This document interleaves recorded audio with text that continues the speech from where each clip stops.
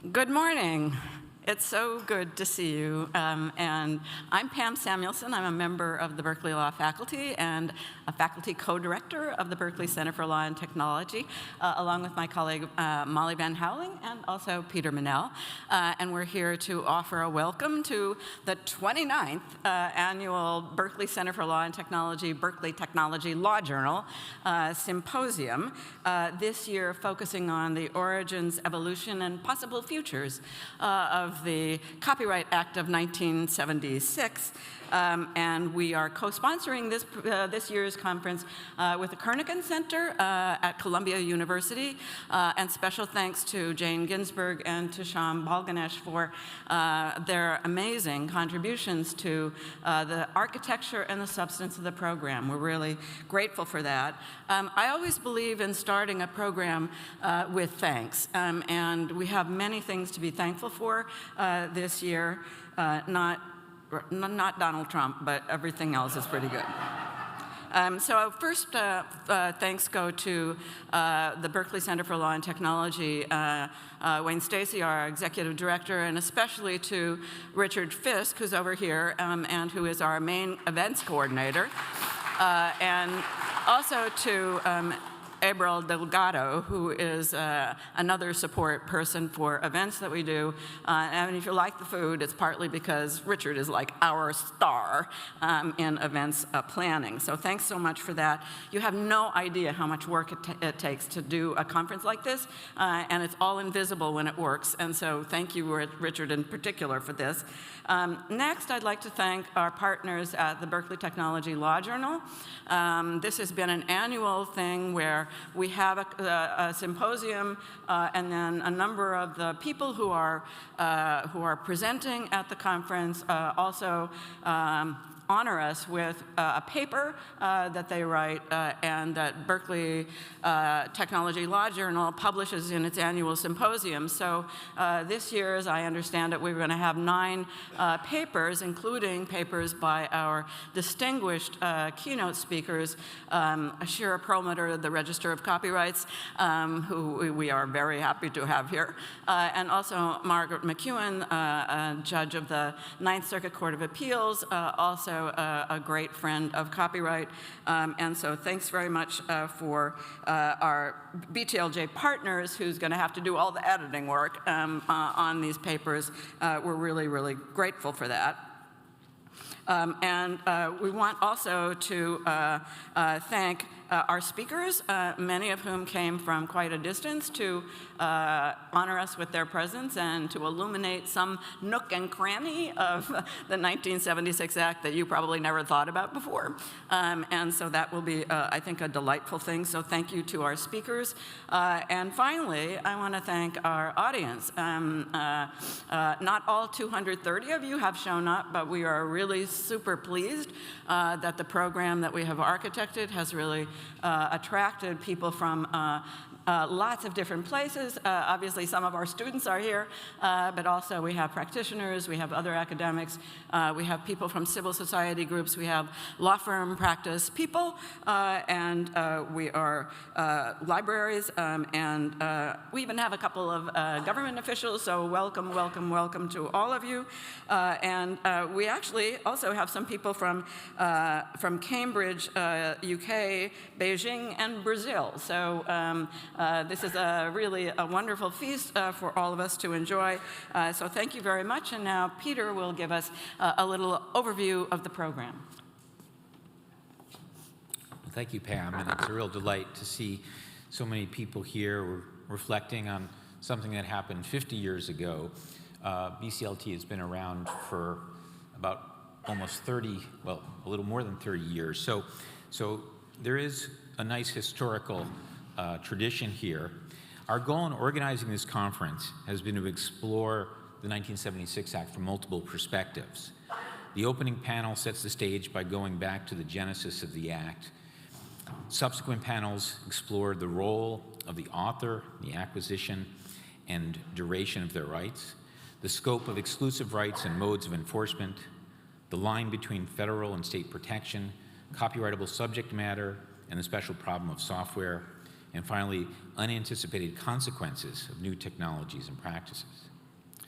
We're here on the cusp of another great, very momentous technological revolution. So reflecting back and trying to understand these patterns and how our democracy deals with them, I think, is just critically important. The Copyright Office played an unusually central role in drafting and vetting what became the 1976 Act, the fourth general revision of American copyright law. It's fitting, therefore, that we begin our journey with remarks by Copyright Registrar Shira Perlmutter. Molly will introduce our esteemed Register of Copyrights.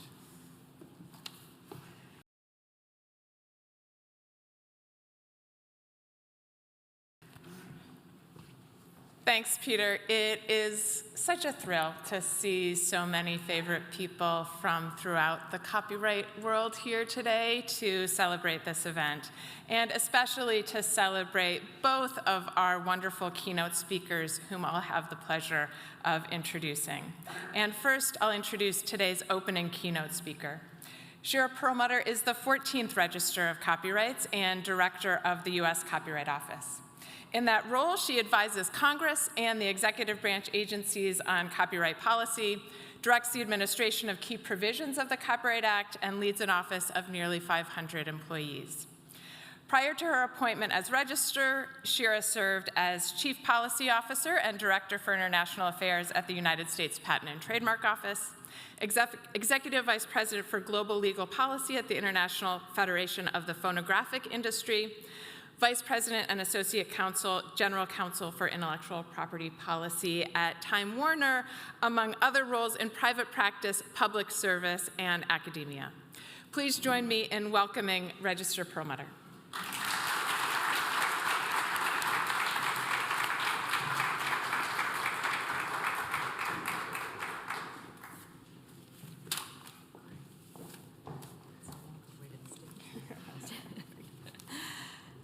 Well, good morning, and thank you so much, Molly.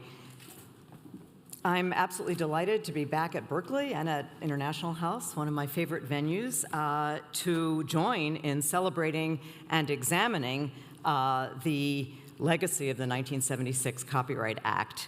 Now, over this year, there will be and have already been multiple events marking this milestone, but this symposium, with its selection of critical topics and its impressive roster of speakers, promises an exceptionally rich and meaningful contribution. Now, it is sobering to realize how different the world was 50 years ago when the 76 Act took effect. When President Ford signed it into law, music came on vinyl records. They still do a bit today, and on 8-track tapes, and that was it. The only perfect 10 was Nadia Comaneci's performance at the Olympics, and the idea that someone could sit in their bedroom, perform a song they'd written, and distribute it to millions around the world was as far out as landing on Mars. But as some of you may recall, we did land on Mars, and the clear pictures that the Viking 1 rover transmitted to Earth showed us what was possible. And that was just the beginning of a period of extraordinary technical achievements.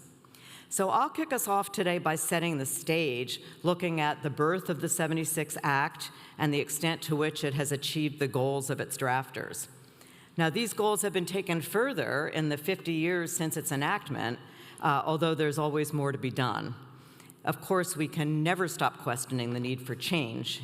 The copyright law must not remain static. To understand what the 76 Act accomplished, it's important to look at what it replaced. The 1909 Act, signed into law by Teddy Roosevelt on his last day in office, was ill-equipped for the world of the 20th century. As early as the 1940s, it was clear that it needed updating. And I've always loved the colorful metaphor drawn by Zachariah Chafee in his 1945 article, Reflections on the Law of Copyright, explaining why revision was badly needed. He said, "Copyright is the Cinderella of the law. Her rich older sisters, franchises and patents, long crowded her into the chimney corner. Suddenly, the fairy godmother, invention, endowed her with mechanical and electrical devices as magical as the pumpkin coach and the mice footman. Now she whirls through the mad mazes of a glamorous ball. And I will say the ball continues today. As my predecessor, Barbara Ringer, explained, the revision was intended to deal with a whole range of problems undreamed of by the drafters of the 1909 Act. The process was itself extraordinary from today's vantage point. It took 2 full decades and produced a complete rewrite of the existing statute. Most strikingly, it was a highly deliberative, carefully planned project relying on expert input and drafting. It was led by the Copyright Office with input from eminent academics and practitioners, as well as representatives of major copyright industries, authors groups, libraries, and educators. And in Barbara's words, the Act bespoke concern for literally hundreds of contending and overlapping special interests from every conceivable segment of our pluralistic society. The Copyright Office started this process in 1955 by commissioning dozens of comprehensive studies from current and former staff and from distinguished professors, which were submitted for comment to a general revision panel appointed by the Library of Congress. In 1961, Register Kamenstein published a detailed report with his recommendations for what the legislation should look like. After numerous further meetings and consultations, a preliminary draft was produced in 1963. Multiple versions followed, and both the House and the Senate held extensive hearings and oversaw negotiations. Finally, enough compromises were reached to enable passage, and the new law came into being on October 19, 1976. Now, I will say this, expert-driven and Copyright Office-directed process is hard to imagine replicating today. So what about the outcome? What changed? The drafters had several ambitious goals. Chief among them was a desire to make the Act more flexible, able to respond to evolving technology, the mad mazes of the glamorous ball, without the need for constant amendment. They made a deliberate effort to future-proof its provisions. As to the subject matter of copyright, they moved from the 1909 Act's coverage of all the writings of an author to original works of authorship fixed in any tangible medium of expression now known or later developed, from which they can be perceived, reproduced, or otherwise communicated either directly or with the aid of a machine or device. This language explicitly covers any future formats and recognizes that technology might be needed to perceive them. As a legislative drafter myself, I admire this construction. It has been able to encompass video games, software, and GIFs.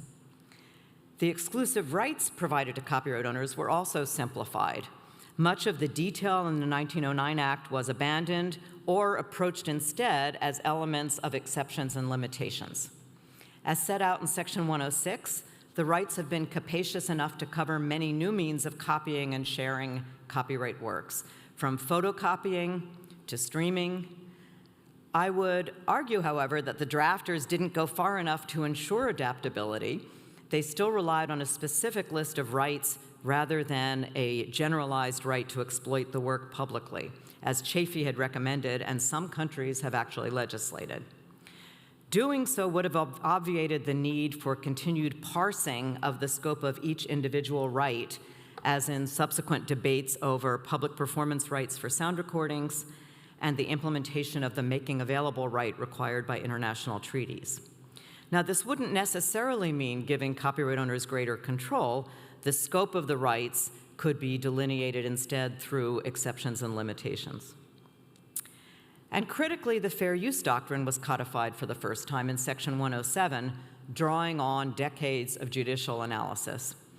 The drafters resisted the temptation to provide greater specificity and left the doctrine open-ended to allow the courts to continue its development. This decision turned out to be very wise and key to the Act's ability to accommodate technological change. A second major revision goal was to enable the United States to participate fully in the international copyright community. Under the 1909 Act, our idiosyncratic copyright system made us an outlier, excluded from membership in the preeminent multilateral treaty, the Berne Convention. While we championed an alternative treaty that accommodated our system, the Universal Copyright Convention, it never gained significant adherence. The '76 Act laid the groundwork to join Berne by abandoning most formalities, phasing out the protectionist manufacturing clause over time, and adopting a unitary term based on the author's life. The third goal was to improve the lot of individual creators. The Act established a more author-centered copyright system, treating copyright as an individual entitlement rather than primarily an institutional asset. Previously, protection was inextricably linked to publication. Unpublished works were not protected by federal copyright, and publication typically required assigning rights to a publisher. And copyright protection was easy to lose, as it hinged on technical formalities, and mistakes could have drastic consequences. In contrast, by protecting works from the moment of creation, published or not, virtually everyone became not only a user, but also an author of works. This change, I think, had far-reaching consequences, as it brought the average consumer much more directly into the copyright system. The Act also provided authors with a guaranteed second bite at the apple in the form of termination rights, enabling them to take back prior grants and renegotiate for better terms. These provisions were designed to address problems with the renewal system under the 1909 Act, which Congress had described as one of its worst features. To avoid allowing termination rights to be similarly assigned away in advance, the drafters made them inalienable. In addition, the Act's work-made-for-hire definition narrowed common law interpretations that had eliminated authors' rights in many commissioned works. So how have these goals held up so far? Despite the drafters' best future-proofing efforts, the statute has since been amended multiple times.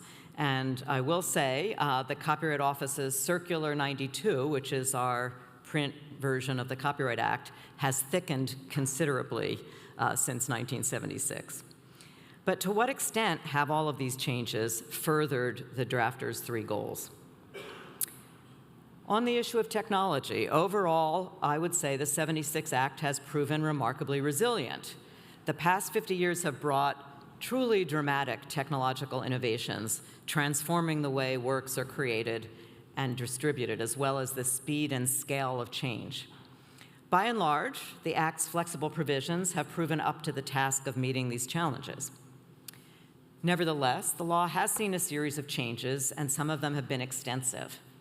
The amendments have built on the Act's foundational provisions in sections 102, 103, 106, and 107, but have supplemented or clarified them. Several have added new mechanisms to ensure the continued effectiveness of those provisions, given the new means of delivery of content and the growing number and roles of intermediaries. Others have sought to reverse court decisions that Congress found to be misguided. Important amendments have included performance rights and compulsory licenses for the late to federal copyright category of sound recordings, and the updating of exceptions, notably the TEACH Act of 2002, which expanded the educational exemption to cover digital distance education. But the most far-reaching change was the Digital Millennium Copyright Act of 1998, the DMCA. Its safe harbor immunized online service providers who cooperated in curbing infringement from monetary liability for their users' illegal acts. Rather than codifying common law secondary liability principles as was initially proposed, the final version was detailed and quite technology specific, conditioning service provider responsibilities on 4 different types of services. In addition to being less durable as business models evolve, this choice may have unforeseen consequences given the recent Supreme Court decision in Cox v. Sony. The DMCA also sought to substitute for physical world safeguards in the online environment by establishing what I've always called technological adjuncts to copyright. Now, some portions of the prohibition on circumvention in Section 1201 are highly technology specific, and some of these may become or may have already become outmoded. But the rulemaking process that it established entails a flexible, fair use-centric determination, which has served to produce new exceptions every 3 years. And by allowing copyright owners to rely more securely on technical protection measures to control the terms of use for their works, it ultimately enabled the celestial jukebox foreseen by Paul Goldstein as early as 1994. So what seemed speculative 30 years ago is the world we now take for granted, with the proliferation of streaming platforms, digital marketplaces, and cloud libraries. Throughout, fair use has played a critical role as a flexible judicial tool, ensuring an essential balance in the copyright system. It has allowed a range of uses undreamed of in 1976, such as home recording of television broadcasts, thumbnail images and search results, and the mass digitization of books to enable searchability. In my view, the success of the doctrine is due to its continued generality. Apart from an ill-conceived amendment in the 1990s intended to reverse a judicial gloss on the treatment of unpublished works. And since that time, Section 107 has remained untouched, although there is a discussion draft now circulating in Congress that would add another sentence specific to AI ingestion. What about the international scene? It was a mere 13 years after the Act's enactment that the United States finally became a member of the Berne Convention. This enabled us to become more of a leader in the global copyright community. We had joined the club and now could fully leverage the influence of our cutting-edge technologies and our internationally successful copyright industries. And that meant that our up-to-date statute began to influence international developments in far-reaching ways. Just a few years after joining Berne, the United States proposed updating it to address emerging digital technology, which led to the 2 WIPO Internet treaties in 1996. Around the same time, we began incorporating copyright obligations into our trade agenda, generally based on the framework of the '76 Act and later the DMCA. We have since negotiated multiple bilateral and plurilateral copyright agreements that export elements of US copyright law around the world. And that's included aspects of sections 512 and 1201 from the DMCA, but also an obligation to incorporate balance through exceptions in national laws. One WIPO treaty now requires countries to put in place an exception based on our 1997 Chafee Amendment, allowing the making and distribution of accessible format copies of works for the blind and visually impaired. The Marrakesh Treaty has been tremendously successful in ameliorating the international book famine and now counts over 100 members who are sharing accessible format copies for their own communities. Even apart from treaty obligations, the 1976 Act has served as a model to other countries in drafting or revising their copyright laws. In addition to mirroring elements of its overall structure, some countries have adopted similar exceptions, including those modeled on fair use in Section 107. What about the focus on the author? Well, while the 1976 framework, the Act's framework, improved the lot of individual creators, as I've discussed, significant challenges did remain. And particularly, I'm thinking about the unintentional forfeiture of rights due to renewal formalities, and also the lack of a practical enforcement mechanism for those who couldn't afford the cost of federal litigation, which obviously has only increased over the decades since.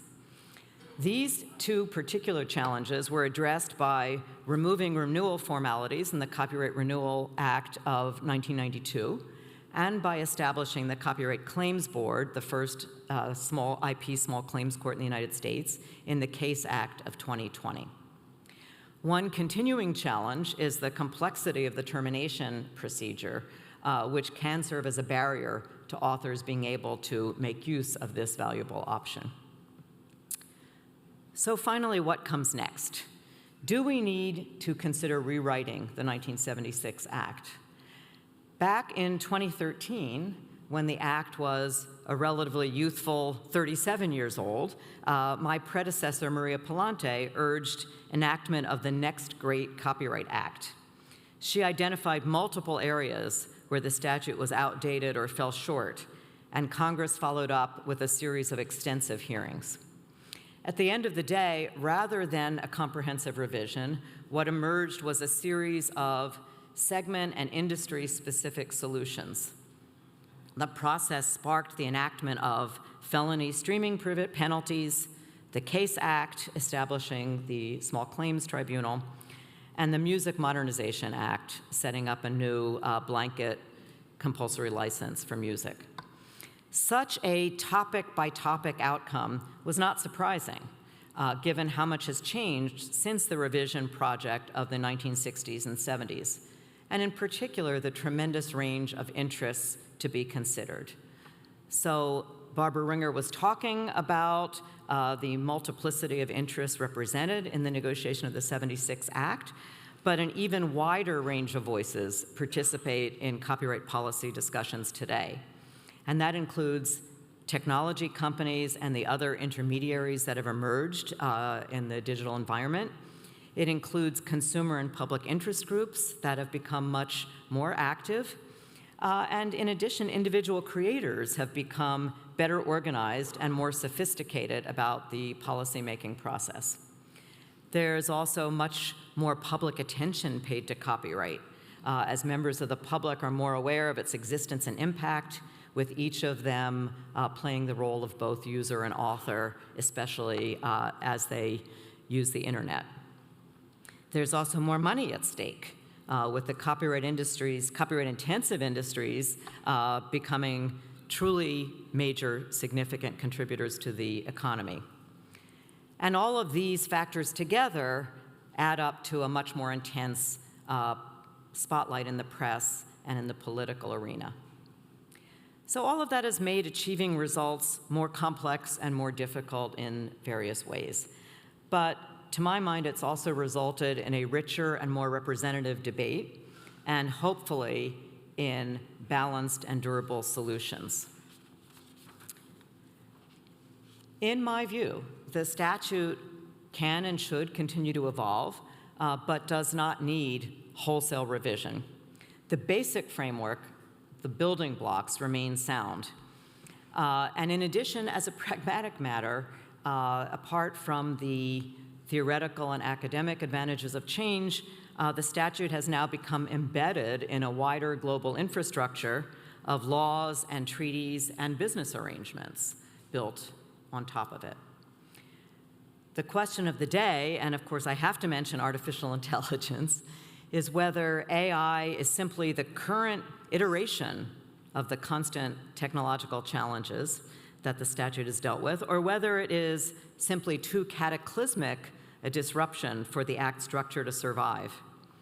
So far, the structure seems to be up to the task.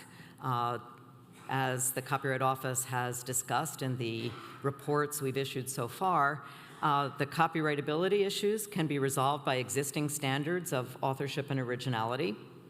The infringement issues can be resolved by the exclusive rights set out in the statute as contained and limited by the fair use doctrine. And tools such as extended collective licensing, not yet used in the United States, but out there as an option, are available to address any areas of market failure that may arise. So I believe the Act will survive the AI revolution as it survived the past revolutions of the printing press, broadcasting, photocopying, the camera, all of the technologies that we have been talking about for decades, with the fundamental building blocks adaptable, adapted, and supplemented as needed. So I very much look forward to the discussion of today and tomorrow. Thank you.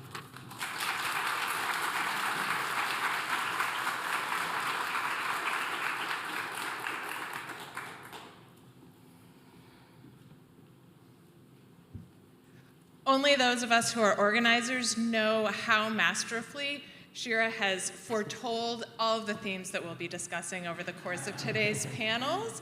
And it turns out that our students were on the same wavelength as well. Shira graciously agreed to answer a few questions posed by students, and editors of the Berkeley Technology Law Journal have submitted a few, and I've collected those and have them here that I'll read on the students' behalf with lots of gratitude to the students' participation in the day. So I think we have time for a few of these, so shall we get started? And you've, as I said, they're on your wavelength, so you've touched on some of these themes already, but they would love to hear you elaborate.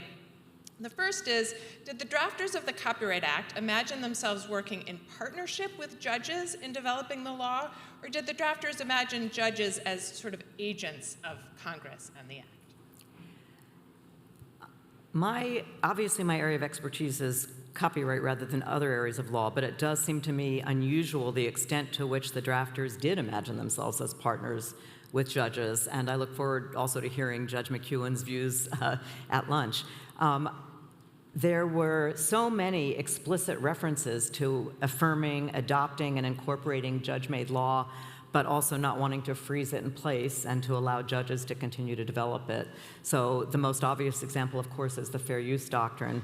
But in addition, the doctrine of secondary liability, contributory infringement, which I'm sure there'll be more discussions about today given the Cox case, but the legislative history makes very clear that Congress was saying this is a judge-made doctrine. We will refer to it in the statute, but with the expectation that the judge-made law will continue to evolve and to control this area.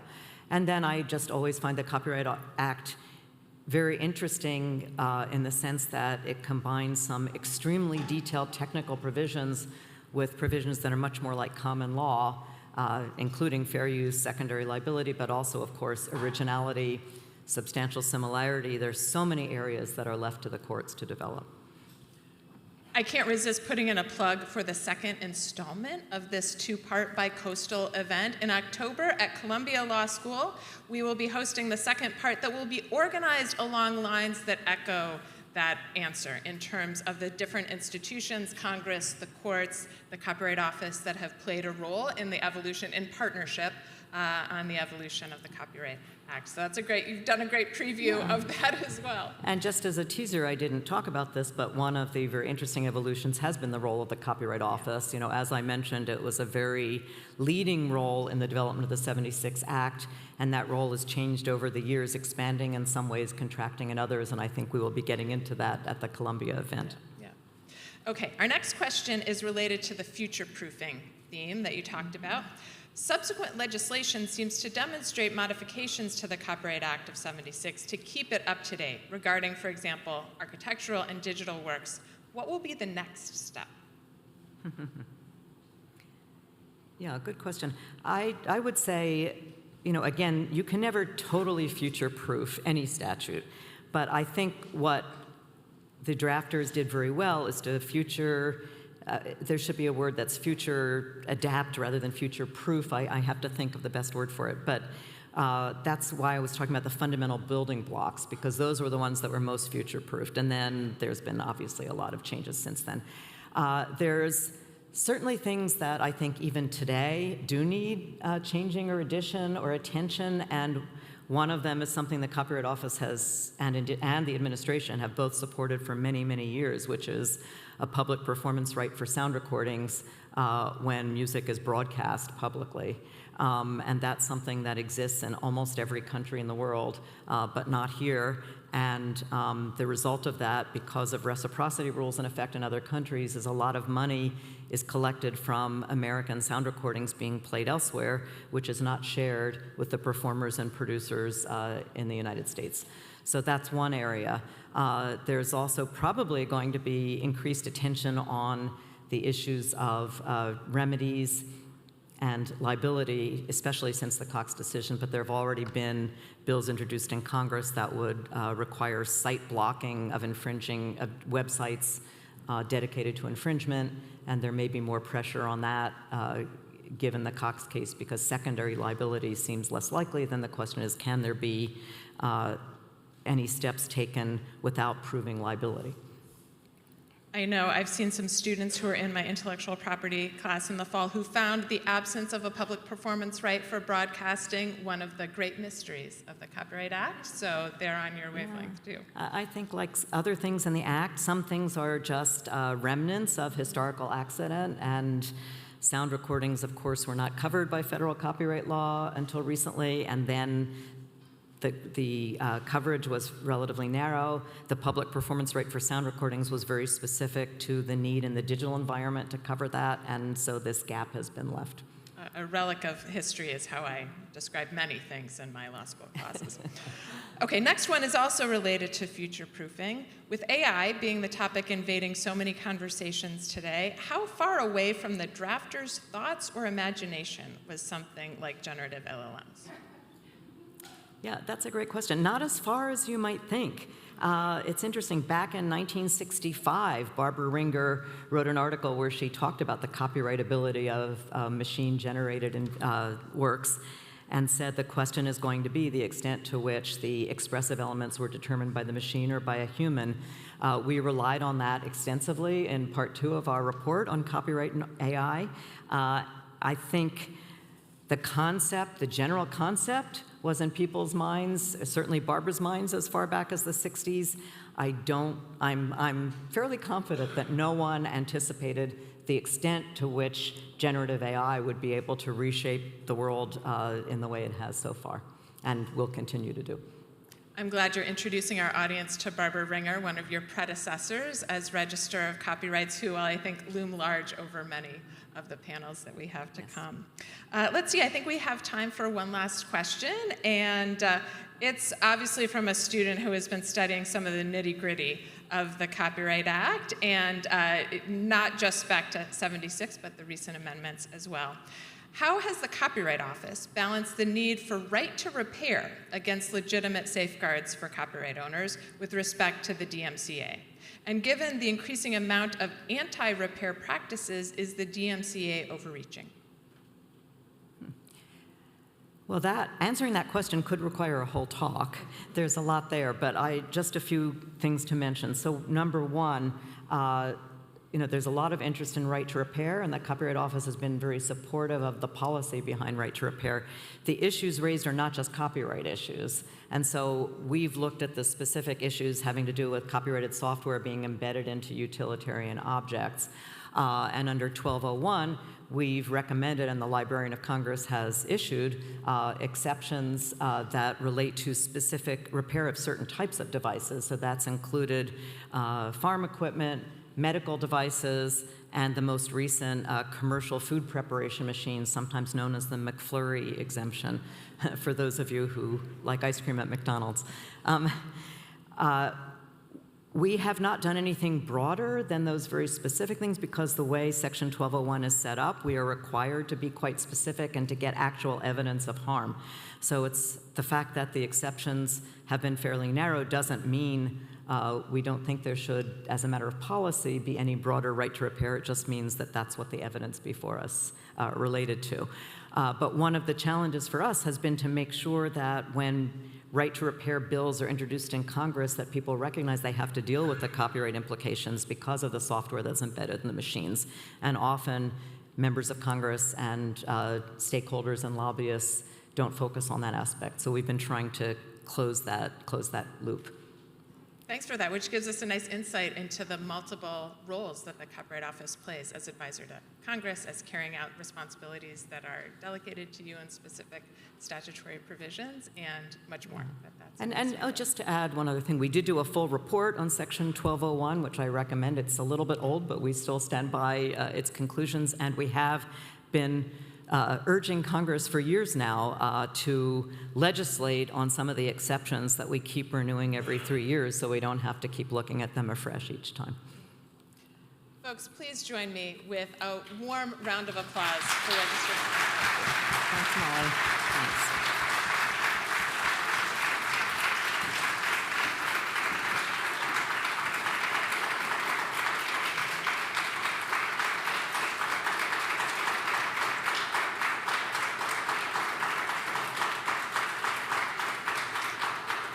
We will move directly to our first panel. My colleague Peter Manel will retake the stage to moderate and introduce our speakers.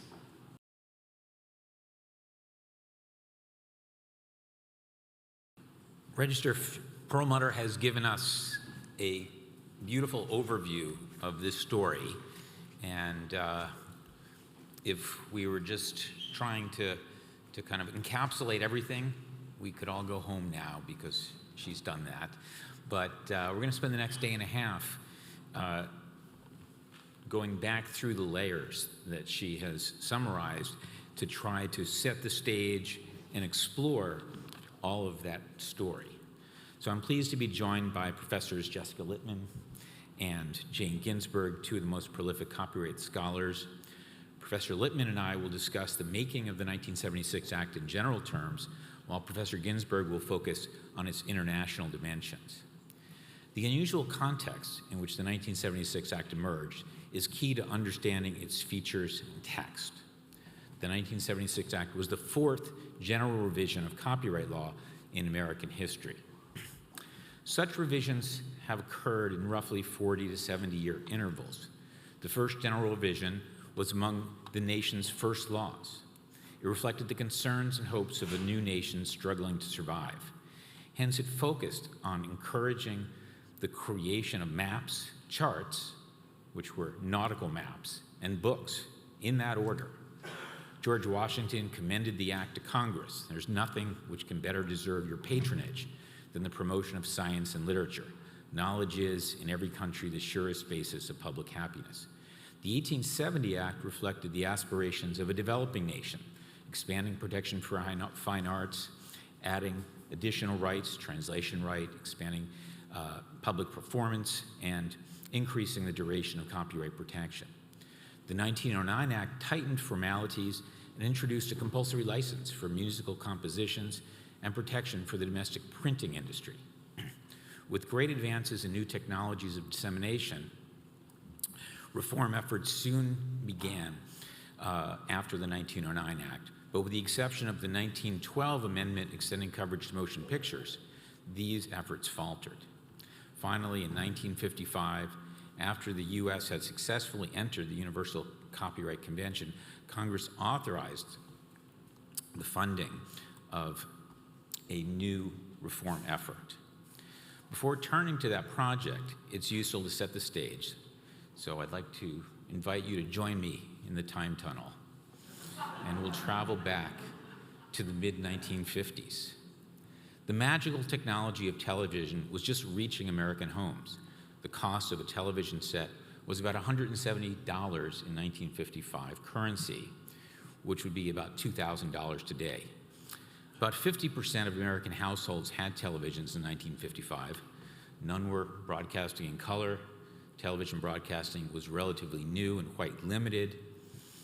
Related to the emergence of television broadcasting, communities outside of broadcast range erected reception antenna for receiving and retransmitting broadcasts by way of coaxial cable to homes unable to receive signals. As we will see, this grassroots movement would emerge into bigger and more entrepreneurial businesses that would play a large role in the fate of the copyright reform project. Photocopying was even more primitive than television broadcasting at the time. Xerox's Model A, introduced in 1949, was far from a commercial success. It was expensive and involved 39 manual steps to make a single copy. The prospects for greater success, promoted by the patent system, fueled rapid incremental improvements. The breakthrough product came in 1959 with the introduction of the Xerox 914. The computer industry was also in its infancy. IBM introduced the 704, its first computer with core memory, in 1954.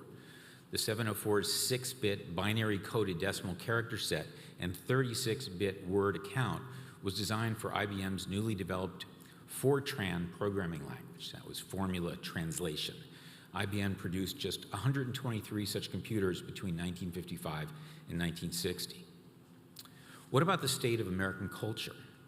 Well, rhythm and blues was taking off, but in a segregated America. Black performers were popular, but black audiences were either excluded or required to sit in balconies or other cordoned second-class sections. Even the sale of records was segregated, with black performance relegated to the race music charts. White artists often copied these works for the mainstream popular record outlets and charts. The musical revolution, however, helped to fuel a growing civil rights movement. Sam Cooke, Ray Charles, Little Richard, and Chuck Berry were pioneering crossover artists who transitioned from gospel to mainstream pop success. The record industry itself was changing. Stack Records, begun in Memphis in the late 1950s, would contribute anthems for the civil rights movement. And Berry Gordy Jr.'s Detroit-based Motown record label would soon top the popular record charts. It was a hopeful time, and entrepreneurs were taking notice. Performing artists, songwriters, and authors were exciting American youth. The Copyright Office saw author empowerment as vital to economic, social, cultural, and racial progress. It was against that backdrop that Congress and the Copyright Office launched a bold experiment. The experiment reflected 4 characteristics: a technocratic approach to legislating, the rise of the administrative state with attendant public involvement, the unique circumstance of an administrative agency, the Copyright Office, operating within the legislative branch and serving as close collaborators in developing legislation, and a broad panel of consultants, publishers, authors, librarians, educators, broadcasters, technology companies, government, and the general public to participate in the crafting of the 4th General Revision. As Arthur Fisher, the Register of Copyrights at the time, explained, much effort and care went into the framing of the 1909 law, but essentially it was the product of compromises arrived at in conferences with interested groups. General Revision is being approached today in a somewhat different manner. For the past 4 years, the Copyright Office, with the aid and advice of specialists experienced in the problems of various groups concerned, has been conducting a program of research and analysis. These studies will result in proposals for a new law. It can be anticipated that compromises and adjustments will be needed to reconcile the conflicting interests on many issues. But it is hoped that a new copyright law reflecting the needs of today and flexible enough to accommodate those of the foreseeable future can be enacted long before. So he was very pragmatic, recognizing that we were in a new age, that we were seeing our democracy develop, and the Copyright Office was going to play a direct role in that. But some view this period not that differently from the 1909 Act, that in fact it was in back rooms that a lot of these provisions were developed. And I'll say that in the era that I've grown up, in the 80s and 90s, I've seen that unfold in many areas of legislation. But does the making of the Copyright Act reflect that notion? And I think that that's a difference. It's hard for us to see that difference today because we've watched the swamp, the DC swamp, unfold. But the 70s and 60s were a somewhat different period. And I come to a more felicitous account of the making of the 1976 Act. The project began with the preparation of 34 detailed studies exploring historical, philosophical, economic, technological, international, comparative dimensions of copyright law practices. Roughly over 1,000 pages of these studies are still very useful today to scholars. Tragically, Register Fisher died from an acute form of leukemia in 1960, and the mantle passed to his deputy, Abraham Kamenstein. Register Kamenstein tasked Abe Goldman, Chief of Research and later General Counsel, and Barbara Ringer, soon to become Chief of the Examining Division, with primary responsibility for drafting the legislation. The report that the Copyright Office developed following the 34 studies highlighted the problems of overly strict formalities, interest in expanding copyright law to new forms of expression, concern with authors' rights, expanding international harmonization, and repeal of historic anomalies. You've heard about the manufacturing clause, which was basically a protectionist system for domestic publishers, and also a jukebox exception, which allowed jukeboxes to avoid having to pay a public performance right. The problems no doubt seem antiquated by today's standards, or even those of the 1980s. Following the fallout of the Supreme Court's 1954 decision in Mazer versus Stein, design legislation was also proceeding on a parallel track. The registrar's report grounded the general revision process in the American intellectual property philosophical tradition. The report aimed to provide property-like rights for a limited time in the primary interest of promoting learning and culture for public welfare. It noted that although some commentators, particularly in European countries, have characterized copyright as a personal right with the author, with attendant moral rights of attribution and protection against distortion of their works, copyright protection in the United States was built upon an economic foundation.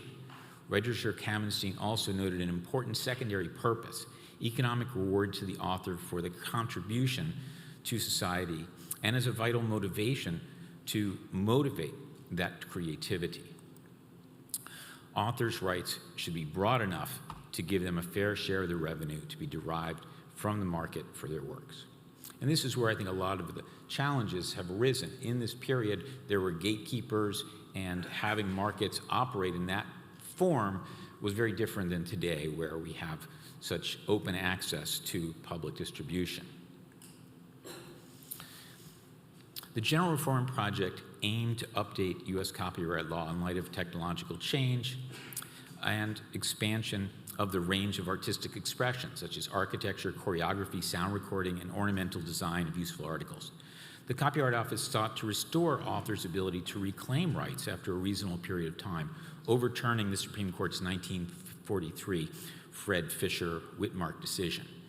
The report commended partial codification of the fair use doctrine and authorization for libraries to make single copies of articles. The report further recommended expansion of duration in line with international standards, although it did not recommend the Berne minimum of life of the author plus 50 years. Rather, it proposed extending the duration of copyright to 76 years, 28 years as an initial term, 48 years upon renewal, based on publication of the work, and also limiting the duration of transfers of copyrights to 20 years unless there was a provision for ongoing royalties. The report retained but somewhat softened formalities, and it supported repeal of the mechanical compulsory license, the jukebox exception, and the manufacturing clause. The effort, however, soon encountered an impasse. On nearly every recommendation, groups showed up to say that they were, in some cases, violently opposed. And it was a very sobering experience for Registrar Kamenstein, who thought that they would have a draft for Congress within a year or two. Following the report's inauspicious reception, Registrar Kamenstein recognized that the General Revision Project, to which the Copyright Office had devoted such enormous resources, was in jeopardy. After a pause to rethink the approach, the Copyright Office released a preliminary draft in early 1963 rather than a proposed bill. By its title, use of alternative proposals on controversial provisions, and tone, the preliminary draft signaled openness and the need for further ventilation. The office shifted its stance on several contentious issues, notably a Berne Life Plus 50 standard, retention of mechanical compulsory licenses, limitation on duration of transfers, and domestic book publishing.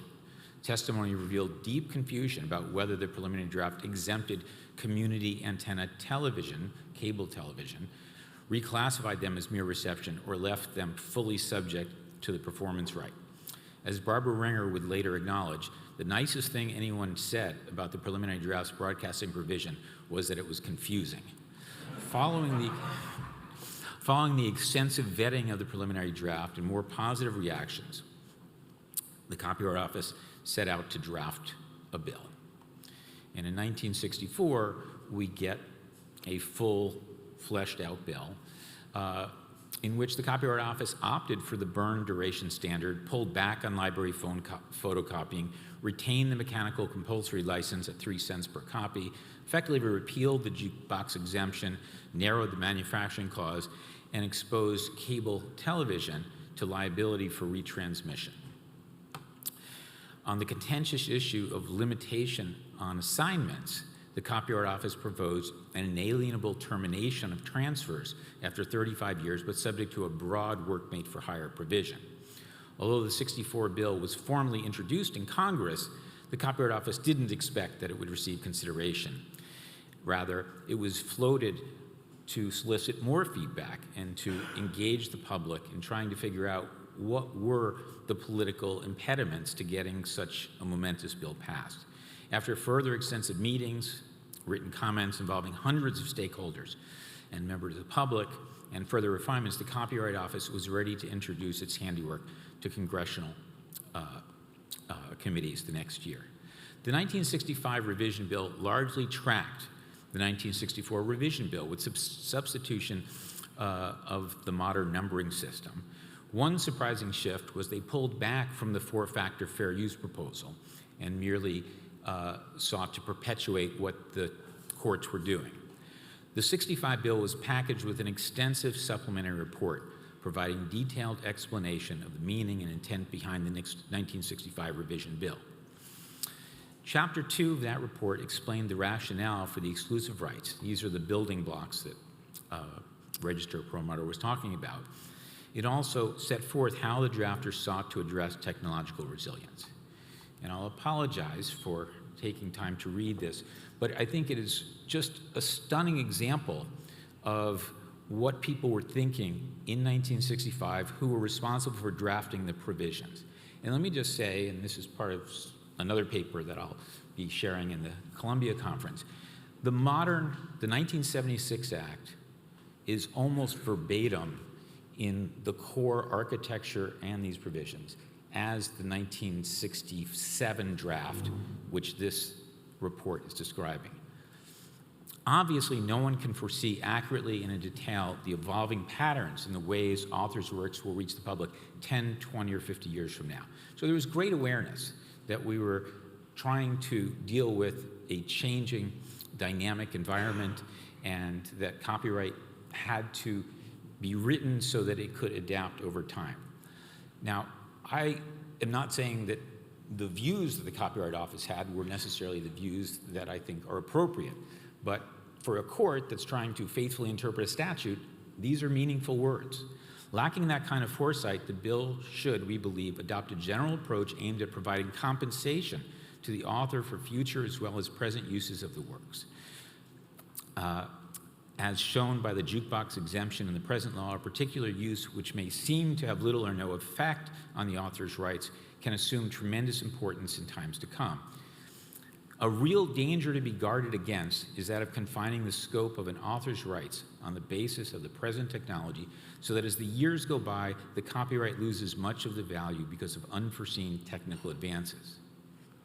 For these reasons, we believe that the author's rights should be stated in the statute in broad terms and that the specific limitations of them should only go so far as necessary in the public interest. Now that opens up a lot of opportunity for interpretation, but the statute itself provides a lot of that structure.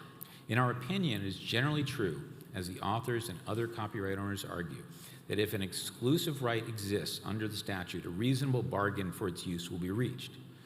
But if the right is denied, the result in many cases would simply be a free ride at the author's expense. So this is how Barbara Ringer, Abe Goldman were thinking about how copyright should function then and in the future. Then we get some amazing prescient comments that really dovetail with what Shira talked about in her opening remarks. We are entirely sympathetic with the aims of nonprofit users, such as teachers, librarians, and educational broadcasters who seek to advance learning and culture by bringing the works of authors to students, scholars, and the general public. Their use of new devices for this purpose should be encouraged. It has already become clear, however, that the unrestrained use of photocopying, recording, and other devices for the reproduction of authors' works, going far beyond the recognized limits of, quote, fair use, may severely curtail the copyright owner's market for copies of their work.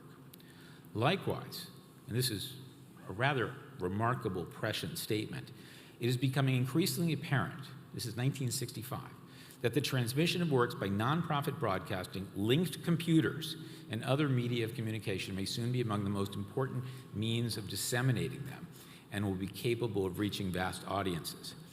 Now, during the hearings in the early 60s, there were many witnesses from various industries who talked about the technology that was coming down the pike. And here you see the Copyright Office saying, we've read it, and here's what we think. Even when the new media are not operated for profit, they may be expected to displace the demand for authors' works by other users from whom copyright owners derive compensation. Reasonable adjustments between the legitimate interests of copyright owners and those of certain nonprofit users are no doubt necessary, but we believe that the day is past when any particular use of work should be exempted for the sole reason that it is, quote, not for profit. So this was an important move where the Copyright Office was departing from the 1909 standard, which limited certain rights to for profit, to saying we now see that that is a dangerous line, and we're writing these exclusive rights specifically to alter that. With so much accomplished, the House Judiciary Subcommittee, chaired by Representative Robert Kastenmeier, was motivated to move the bill to the House floor as soon as possible. Beginning in late May and continuing through early September of 1965, the subcommittee convened 22 hearings, heard from 163 witnesses, and received 150 written statements reflecting, quote, the widest spectrum of public and private interest. So this was not a backroom discussion. This was all very front room and very public. All of this was later captured in the transcripts, 17 volumes that became available. Unfortunately, a lot of that was lost for a period because it was only available in microfiche form until 2001. 4 impasses, actually 4.5 impasses remained. First, the library photocopying and educational use area was very much in conflict, and Representative Kastenmeier wanted that to get resolved and pushed in direct consultation, mediative sessions to get that worked out. Second, cable television. That was becoming a very big part of this whole area, and that was a big impasse. The jukebox exception, even though everyone agreed it made no sense, jukeboxes exist in every congressional district. The Music Operators of America went to their local representatives and say, this is small business jobs, you've got to block getting rid of this exception. And I can't believe they were able to do this with a straight face, but they argued in Congress that a jukebox performing in a bar or restaurant is not publicly performing the work. But they would make that argument time and time again, and the Copyright Office rejected it.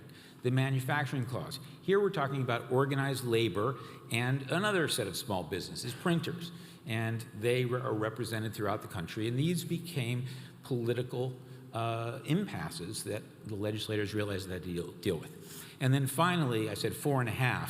The half is public performance for sound recordings. And this is exactly what Shira was talking about. I say a half because it was relatively clear that the broadcasters also, all over the country, were not going to allow that to pass. And so that's the world we were in as this bill was coming up. And the Congress and the Copyright Office were able to work through a lot of those issues. They came to compulsory licenses for the jukebox. They came up with narrowing of the manufacturing clause. Representative Kastenmeier put together a proposal to try to deal with cable television. And so a lot of these issues got worked out, and we restored the 4-factor test in addition to introducing Section 108 and also limitations on statutory damages for teachers. The House Judiciary Subcommittee explored a range of intermediate solutions to the cable television issue, but it did not succeed. And so the Kastenmeier proposal unleashed what was referred to by Barbara Ringer, a full-scale verbal war between representatives of the broadcasters and the cable industries. It also risked provoking objections from the House Commerce Committee because they had oversight over the Federal Communications Commission, which was also getting involved in the cable television area. And so what the House Subcommittee did was they stripped out Section 111, which was the cable television issue, and they presented what was left to the House, and it passed 379 to 29. So we almost had a Copyright Act of 1967, and given that most of the 1976 Act dates back to 1967, it's really not the 50th anniversary. Today is more like the 59th anniversary of the Copyright Act of 1976. Okay, so things shifted to the Senate. The Senate immediately held hearings on cable television, and things were, quote, immensely difficult, economically important, and politically explosive. A decade-long gauntlet devoted to addressing a series of technological disruptions and legacy conflicts unfolded. As the Senate struggled to gain traction on cable television, concerns arose about storage and retrieval systems, computer software. The Copyright Office warned that the so-called computer problem could well turn out to be the most important issue in the history of copyright law, and that a legislative solution was not at hand. Now, I would say, in fact, computer software hasn't turned out to be the big issue, but perhaps the cataclysmic issue that Shira referred to might well be what Congress was, what they were thinking about back in the mid-1970s. Now, as a result of that, we got Section 102B, which was really just trying to codify what Baker versus Selden and others believed to be in the law, but show that Congress was vigilant in trying to make sure no one missed that meaning. Meanwhile, advances in phonograph reproduction and home taping technology brought concerns about record piracy to the fore, prompting Congress to pass the Sound Recording Amendments of Act of 1971 as an interim stopgap measure. In 1974, Congress realized it couldn't solve the computer software problem, and it diverted that issue and some photocopying issues to a new commission on new technological uses of copyrighted works, clearing the way for completion of the general reform. And so we get the 1976 Copyright Act, and it worked through these final set of issues. And so when you look at the 1976 Act, what you see is that it's basically the 1967 Act with some massive new provisions for some of these compulsory licenses and a copyright royalty tribunal. The final act detailed these newer issues in tremendous detail, that they required very skillful legislative mediation to work through those issues, and yes, there were private interests directly involved. But were those issues decided in Hollywood's favor? Let's test the hypothesis that Hollywood and New York content owners wrote the 76 Act, or that they ran the table on these big issues. So I would say there are two major questions here. The first is the relationship between authors and intermediaries, publishers, studios, etc. And on that issue, as Shira highlighted, there was some movement to try to equilibrate the balance. But what I'm going to say is it didn't equilibrate it that much. We got the termination of transfer. We renegotiated the work made for hire limitation. But still, there's a lot of power for people who can control the rights for 35 years, et cetera. What about the bigger set of issues about content owners, device manufacturers, users, and consumers? Now, obviously, the legislators were working in a context, in an era in which we didn't have user-generated content, in which you had to go through gatekeepers.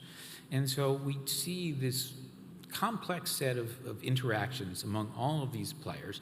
In addition, we had the design protection issue in the background and computer software emerging. And so my general sense of this is that it was not the kind of overbearing sort of powerful interest groups running the show, so much as carefully constructed balances that often didn't substantively favor the content owners as much as we might think. So on the sound recording issue, yeah, there was no public performance right. And so this is an issue on which most people agreed, and yet user groups, radio stations, and cover artists seem to get the better end of that deal. On photocopying and fair use, very complicated. We end up with Section 108, which gives an opportunity for the Copyright Office to carefully monitor, issue reports, and stay very active in monitoring this issue. And, you know, as an academic, of course, I think we should have gone further. But I also have to realize that I am not necessarily representative of the full world. The Authors Guild, formerly the Authors League, they had concerns. These are people who don't have the kind of secure jobs that many of us do, and these are hard issues. The scientific publishers, I think, they got more than they should. They were able to block some of the more generous photocopying, but over time, those have moderated. On the jukebox, it's true, we got this compulsory license, but the $8 per device per year was very favorable, not to ASCAP, but to the device manufacturers and the operators. Now, this was a dying industry, and that was part of their argument, but that's how we resolved that issue. And also, we said that that was an adjustable rate. It wasn't going to be set forever. With regards to the manufacturing clause, here, labor unions and small businesses, printers, they somewhat succeeded, but the way we resolved it was to sunset the provision, and it no longer exists. We don't even teach it. Finally, on cable, my best sense is that the cable operators did pretty well. They were able to get a fairly favorable regime, but it's very complicated, and only experts in that industry can really tell you how it plays out, and continues to play out today. And it's all subject to a copyright tribunal, which allows for this future proofing, that we can adjust these rates over time. And so, you know, the Copyright Act of '76 was a rather remarkable, somewhat balanced solution to a very difficult problem of a general revision. We ended up dropping design at the end, but we added the separability doctrine in the definition of a pictorial, graphic, and sculptural work, and we postponed dealing with software. So when I look back on this, I want to kind of come up with a theme. And as former Copyright Registrar Mary Beth Peters commented upon Robert Kastemeyer's passing, if Barbara Ringer was the mother of the 1976 Copyright Act, Kastenmeier was its father. These were very dedicated public officials who did a remarkable job in a very difficult environment. For 20 years, they pushed to get something through, and they achieved that. Now, as Shira commented, I don't know that we'll ever do this again. I think it's very unlikely, partly because of the Berne international complexity of revising statutes. But this was perhaps the last great general copyright revision.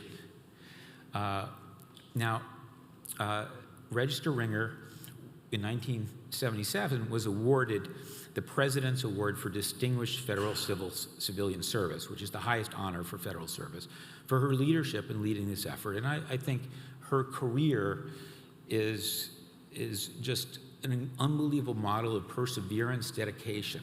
She didn't go off and work in industry, and this was not a revolving door story. This is a story of highly dedicated public officials, skillful, pragmatic, and so is the statute perfect? Of course not. Democracy is a very messy system. So what are the sort of big takeaways, I would say? When you look at this 20-year history, it really breaks down into two very different periods. We draft much of the core architecture and ultimately pass what was done up through this 65, 67 period. And then phase two is this rather unusual triage period. At various points, the Copyright Office thought reform was dead. When you look at their annual reports, they're saying, yeah, we wasted a lot of time. We're really disappointed. So what I would say is that the content industries didn't run the table. They participated actively, and Congress dealt with all of the other constituencies in reaching this conclusion. That the core architecture of the Act is the 67 statute, often as explained by the 65 report. And the 1976 Act was, I think we can say, built for this gatekeeper clearance ecosystem, which soon became relic. And that's where I think a lot of problems are. Even before the ink on the 1976 Act was dry, that ecosystem would be disrupted. In 1975, Sony introduced the Betamax, a revolutionary technology that would soon shape how many people have come to see the copyright system as standing in the way of user freedom and privilege, and the Supreme Court took that issue on in the famous Betamax case. And what we've seen in that period since then, that some areas, such as computer software, have worked out pretty well. The statute has proven to be relatively adaptable, but in others, particularly relating to the internet, further reforms are necessary. Notwithstanding the long passage of time since the 76 Act, or more accurately, the 67 Act, a fifth general revision does not appear to be likely in a post-Byrne era. Perhaps further significant amendments, as occurred with the DMCA, can address the Act's obsolescence and the challenges posed by generative AI. So, that's all I've got. Do you want to come up here?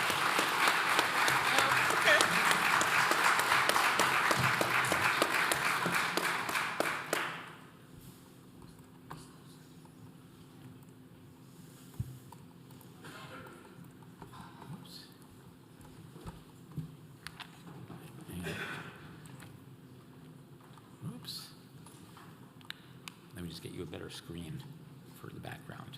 So I don't have slides at all, so you can just close that. Well, we want people to see that. Okay.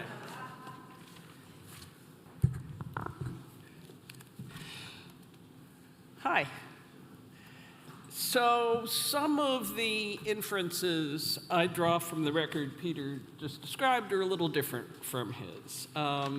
I think that Peter sees the story as a continuous sequence in which the Copyright Office first conducts intensive studies and then through a process of iterative peer review develops the test of the 1967 revision bill, the core of which survived largely intact during the subsequent 9 years in Congress. I look at the same material and see more discontinuity. It seems to me the Copyright Office sought to conduct its studies and its initial drafting relatively insulated from the pressures that could be brought by members of the copyright bar, and that on the basis of its studies, it came up with what it believed would be a wise copyright revision. And the copyright bar hated it. The intensity of the opposition persuaded the Copyright Office to push the restart button and encourage negotiations among different copyright-affected interests to come up with the substance and, in many cases, the language of new copyright law, and then to embody the compromises in a revision bill. I agree with Peter that the Copyright Office and the Library of Congress kept pretty good control of the drafting pen, at least most of the time, at least during the initial years. And I certainly agree with them that the records of that 20-year process and the meetings and negotiations hosted at the Library of Congress are extremely useful for figuring out what the language that became part of the 1976 Act was supposed to mean at the time and how it was supposed to work at the time. So for legal scholars like Peter and Jane and me, for whom the questions surrounding the drafting of the 1976 Act are quite literally academic, the insights drawn from this record might be their own reward. But one might reasonably ask how useful that information is beyond its intrinsic academic interest. So what does the intended meaning of the words in the statute 60 or even 50 years ago have to do with what they mean now?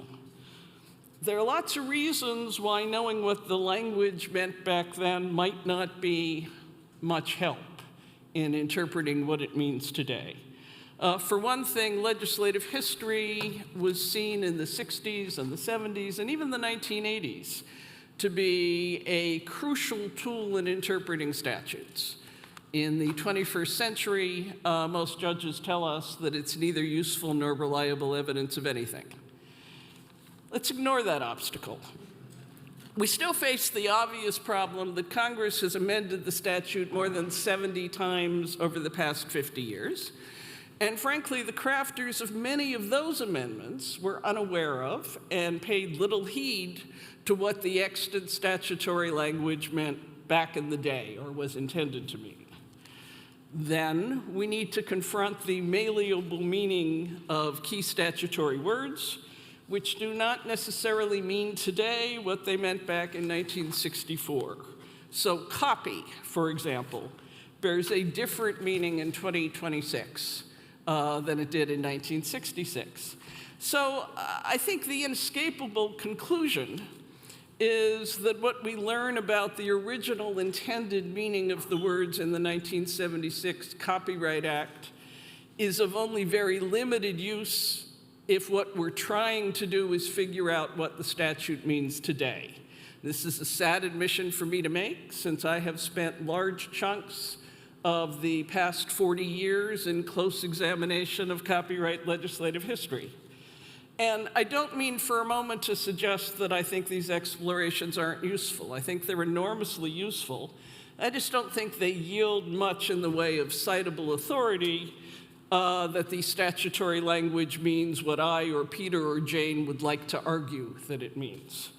But it's a super useful resource for looking at questions of legislative process. It's also super useful for learning about the history and structure of the book publishing business, and the music business, and the consumer electronics business, and teaching in schools and churches and printers unions. So I've written a fair amount over the years about the pitfalls of relying on a legislative process that assembles all the important copyright insiders and tasks them with coming up with important copyright rules that will apply to everyone, insiders and outsiders alike. And I've argued that this sort of process produces statutes that are inhospitable to the excluded outsiders, whether they were deliberately not invited or they couldn't be invited because they didn't exist yet.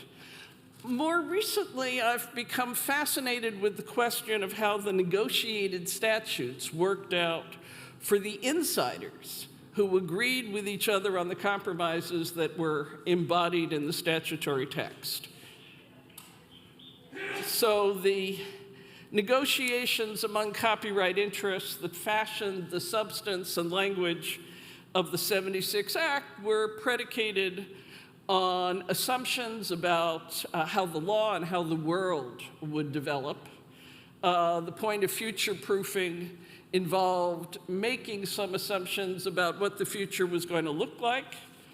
They also incorporated implicit and explicit promises about how the different interests would implement and interpret the provisions they agreed on, and how they would treat each other going forward. So if the assumptions turn out to be wrong, or if the promises ended up getting broken, that can radically shift the balance that the negotiating interests believed they were agreeing to strike. So I want to speak briefly to both the assumptions and the promises. Many of the assumptions, both the ones about the world and the ones about the law, didn't prove out. So in terms of how everyone assumed their businesses would develop over time, I think it's fair to say that they seem to be looking at the future as not likely to be sharply different from the then present. I believe they didn't anticipate the breathtaking consolidation that was about to overtake every corner of the entertainment industry. I think they imagined that while computers were becoming more and more important, they'd continue to be niche devices used by scientists, students, and educators, and they didn't envision the changes to the world that network computing would be responsible for some years from then. And as a result, even though they talked about the terrible danger of unlicensed personal uses, I think they figured that unlicensed personal uses would continue to be a manageable annoyance rather than an existential threat. And so they didn't devote any energy to devising some remedy for facilitating infringement that would be palatable to courts. I think you could argue that one reason that Sony came out the way it did and one reason Cox came out the way it did is that the remedy of, okay, pay statutory damages for every single infringement every single person who used your device or service has committed is not a palatable remedy. In terms of how they assumed the law would develop, they appeared to assume that the copyright law would stay the same until the revision statute they were working on changed it. So I'm just going to give you one example of a change in the law that nobody was anticipating. I've been looking at works made for hire recently, so this one is top of mind for me. The definition of works made for hire and the nitty-gritty details of terminations of transfer were settled in April of 1965 as the result of hard bargaining among organizations representing all of the book publishers, all of the music publishers, all of the songwriters, and the Authors League of America. At the time, courts treated works created by employees as works made for hire, for which the employer was the author. They treated works created by independent contractors as not works for hire. Instead, the independent contractor was the author, but the creation of the work was subject to an implied agreement to transfer the copyright to the person or business who commissioned the work.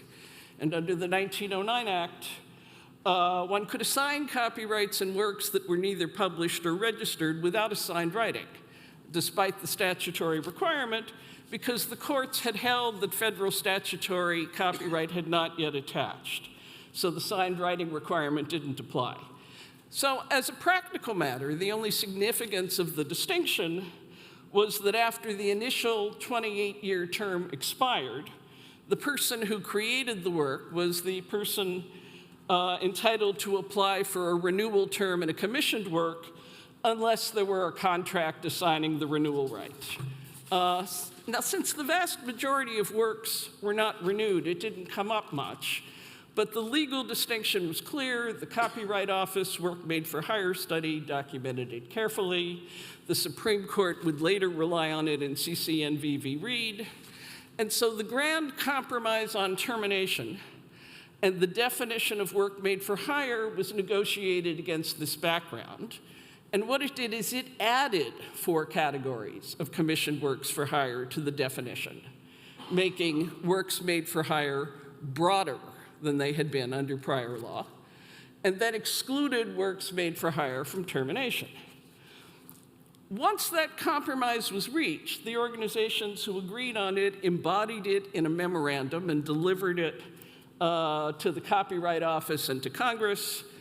And over the next few months, some of the signatories wanted to change a word or a phrase in some way. And everyone from the Copyright Office to the other organizations insisted to Congress that changing even one word would destabilize the deal and send everyone back to the bargaining table. So the deal endured in pretty much its final form, although some other categories of commissioned works ultimately got added to the definition. Okay, some months later, the Ninth Circuit and then the Second Circuit decided cases involving works created by independent contractors, and both courts of appeals held that both sorts of works should be treated as works made for hire and governed by the same rule. Both opinions got to that result by confusing or conflating the line of cases holding that employers were legal authors of works created by employees with the line of cases holding that independent contractors implicitly agreed to transfer the copyright to the person who paid for the work. In a 1983 case, State of Byrne Hogarth v. Edgar Rice Burroughs, Judge John Newman examined the cases very carefully and concluded that holding that employee-created and commissioned works should both be treated as works made for hire under the same rules had been a mistake. had been based on a misreading of the cases. He wrote that, unfortunately, because the court had reaffirmed the rule in subsequent decisions, he was bound to imply it unless the circuit agreed to take the case en banc, even though it had been a mistake based on a misreading of the cases. Now, obviously, the mistake has no effect on termination under Section 203, which would be governed by the new work made for hire definition. What it did do was greatly narrow the availability of termination under Section 304C for copyrights and works created before 1978. At the time they negotiated the grand bargain, authors and songwriters who had created works on commission believed with good reason they'd be able to terminate their copyright transfers. So this is one set of examples of both factual and legal assumptions that didn't prove out.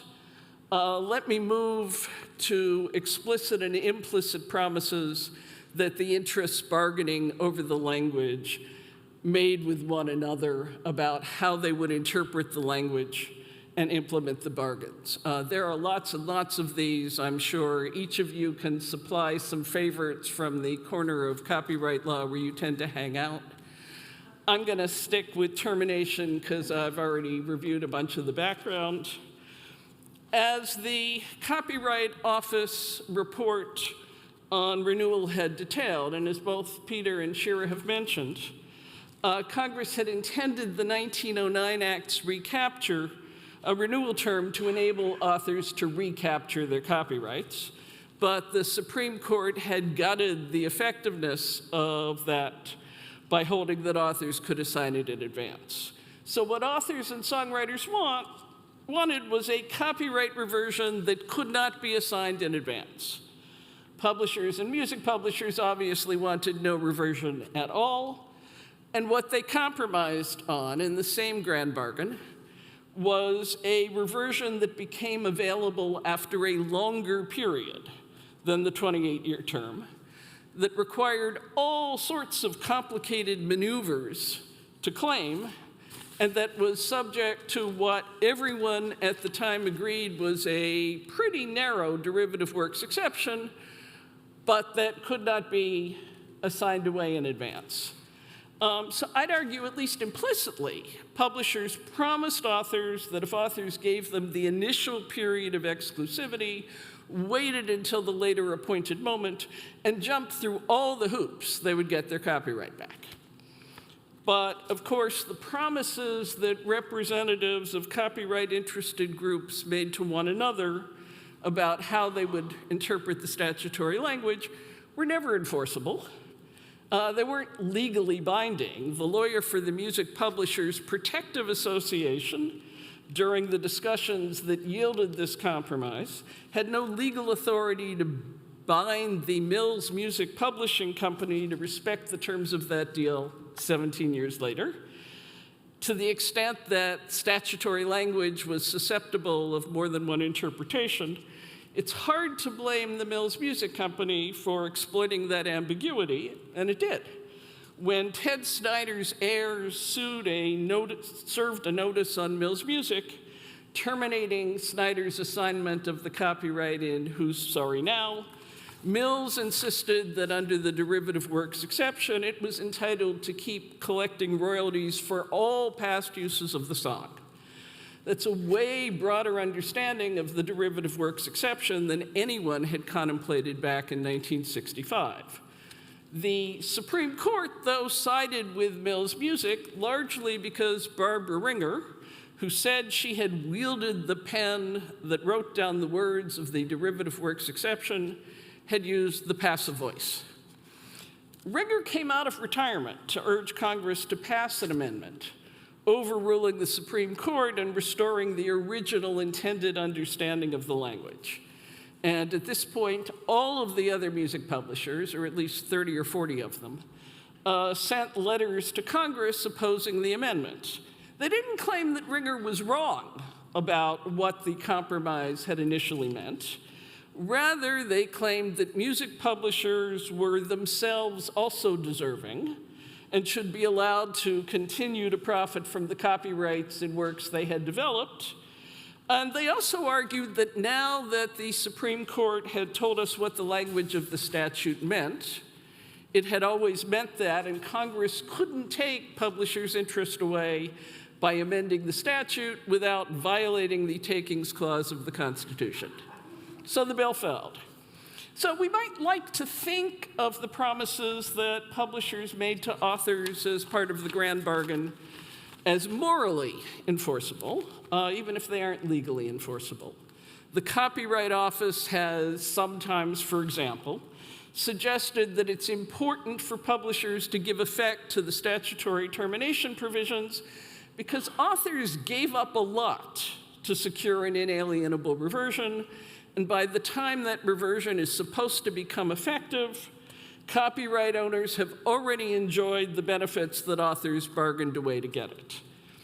But it's hard to think about moral enforceability when the individuals who would need to keep the promises are different people entirely from the individuals who made them.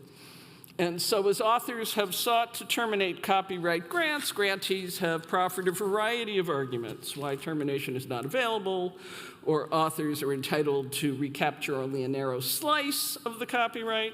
Now, not all of those arguments have been successful, but it has meant that in practice, an author who wants to exercise her termination rights must first jump through all of the statutory hoops and then be prepared to pursue litigation. So, broken promise example is illustrative. As I said, I'm sure you can supply your own. So what's my point? We can look at this record and gain a fine-grained understanding of how various copyright interests believed the provisions of the statute would work. We can look at the world we live in and appreciate the reasons that they are not, in fact, working out that way.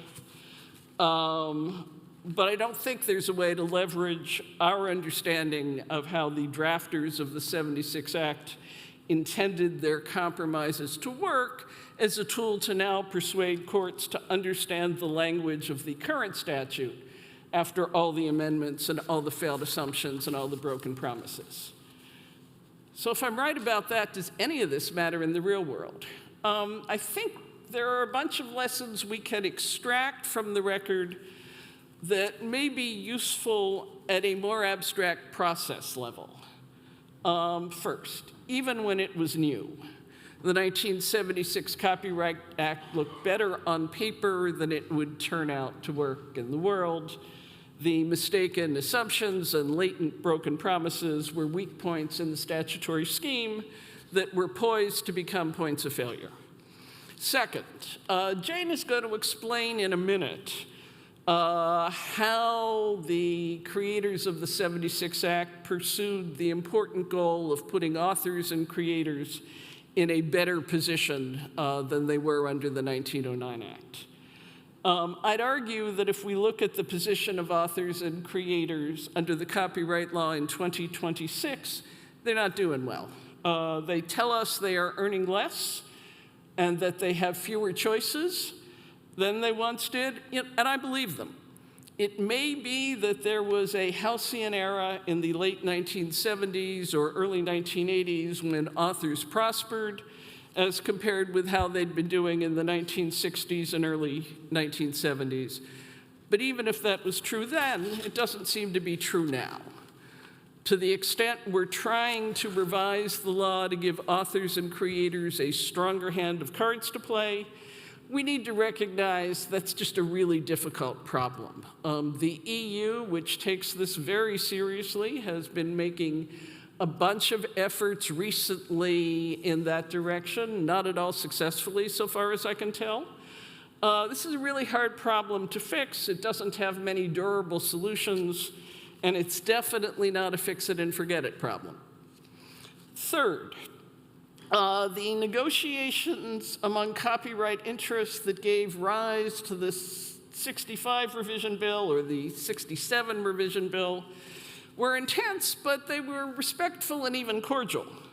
There was a sense of shared enterprise. Each of the organizations was pursuing its members' advantage, but they were also trying together to build a workable Copyright Act. And those of you who became copyright lawyers in the 21st century might have difficulty recognizing that world, given the viper pit that characterizes the current copyright bar.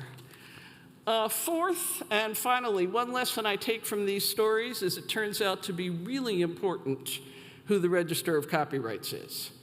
We don't currently have much control over the decisions that will end up either allowing us to keep Shira Perlmutter as register or allow the government to choose a different one.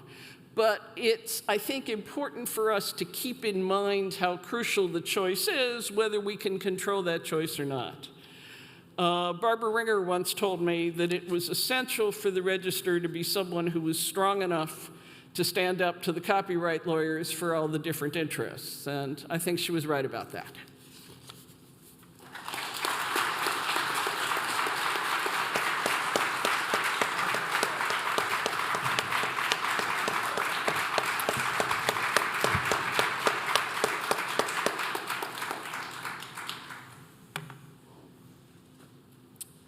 Jane?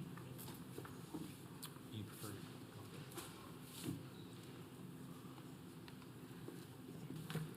Well, thank you to all the Berkeley organizers for the opportunity to talk about the influence of international copyright norms on the evolution of the 76 Act. I have to say, after Jessica's chastening presentation, I'm wondering whether everything I'm about to say is one, naive, and two, useless. Because I'm not sure that it's going to provide any guidance as to interpretation of the 1976 Act, much less its successive amendments, but I hope that it's at least an interesting story. So, and we can put up the next slide. How do I do the next slide? You probably have control. Okay, this is the only slide that I'm showing. So, I don't have any cool morphing visuals, but this is just so that you can follow where I'm going in this talk. So, shortly after the 1976 Act's passage, former Register Barbara Ringer, a leading architect of the 1976 Act, declared with some satisfaction, there has been a shift in the philosophical base on which the copyright law of the United States rests. This change may not be readily apparent. Many people regard the establishment of a single federal system as a purely procedural matter, the change in the term of copyright as merely adding years, and the revisions in the sections on ownership and formalities as mere legalistic tinkering. But taken as a whole, these changes mark a break with a 200-year-old tradition that has identified copyright more closely with the publisher than with the author. That shift reflects the United States' gradual acceptance of fundamental universal copyright norms expressed in the Berne Convention.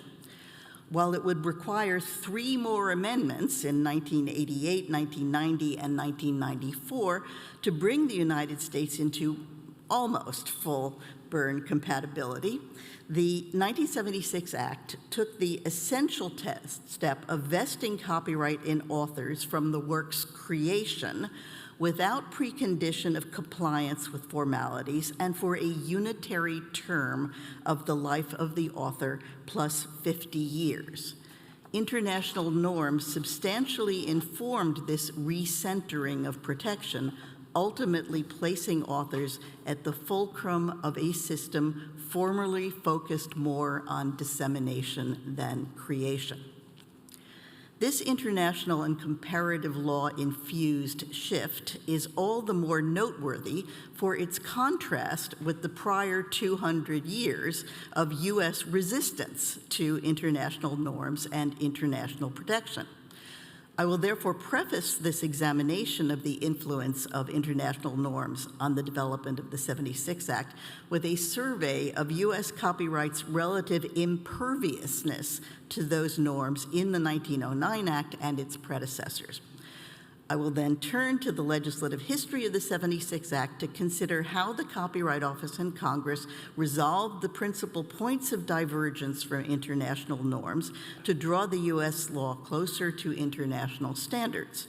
I will examine the legislative history of aspects of the 76 Act that embody Berne-relevant reforms in order to illustrate the role of international and comparative concerns in shaping those changes to our domestic copyright law.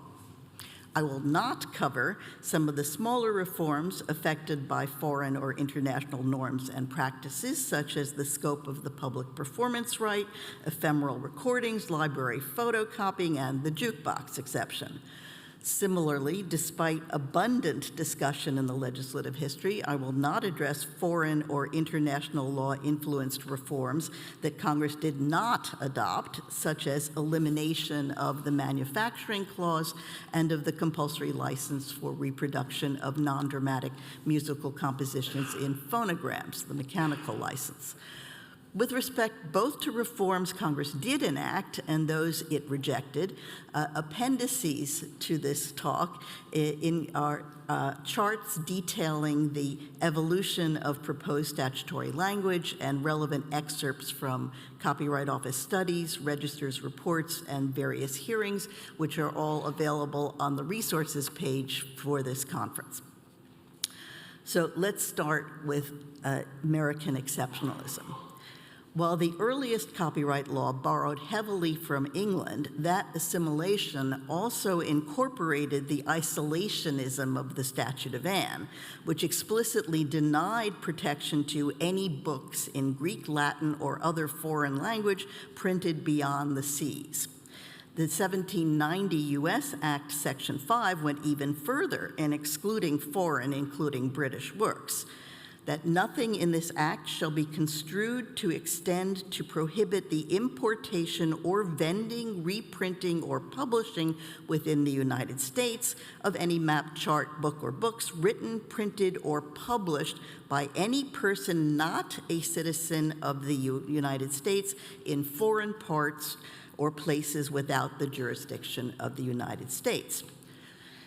This provision effectively favored the pirating of English works and ultimately undermined domestic markets for U.S. authors undersold by the piracy-depressed pricing of British authors.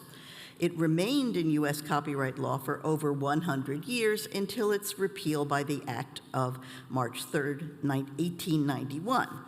That act first instituted protection for foreign works, but at the price of having them printed in the U.S.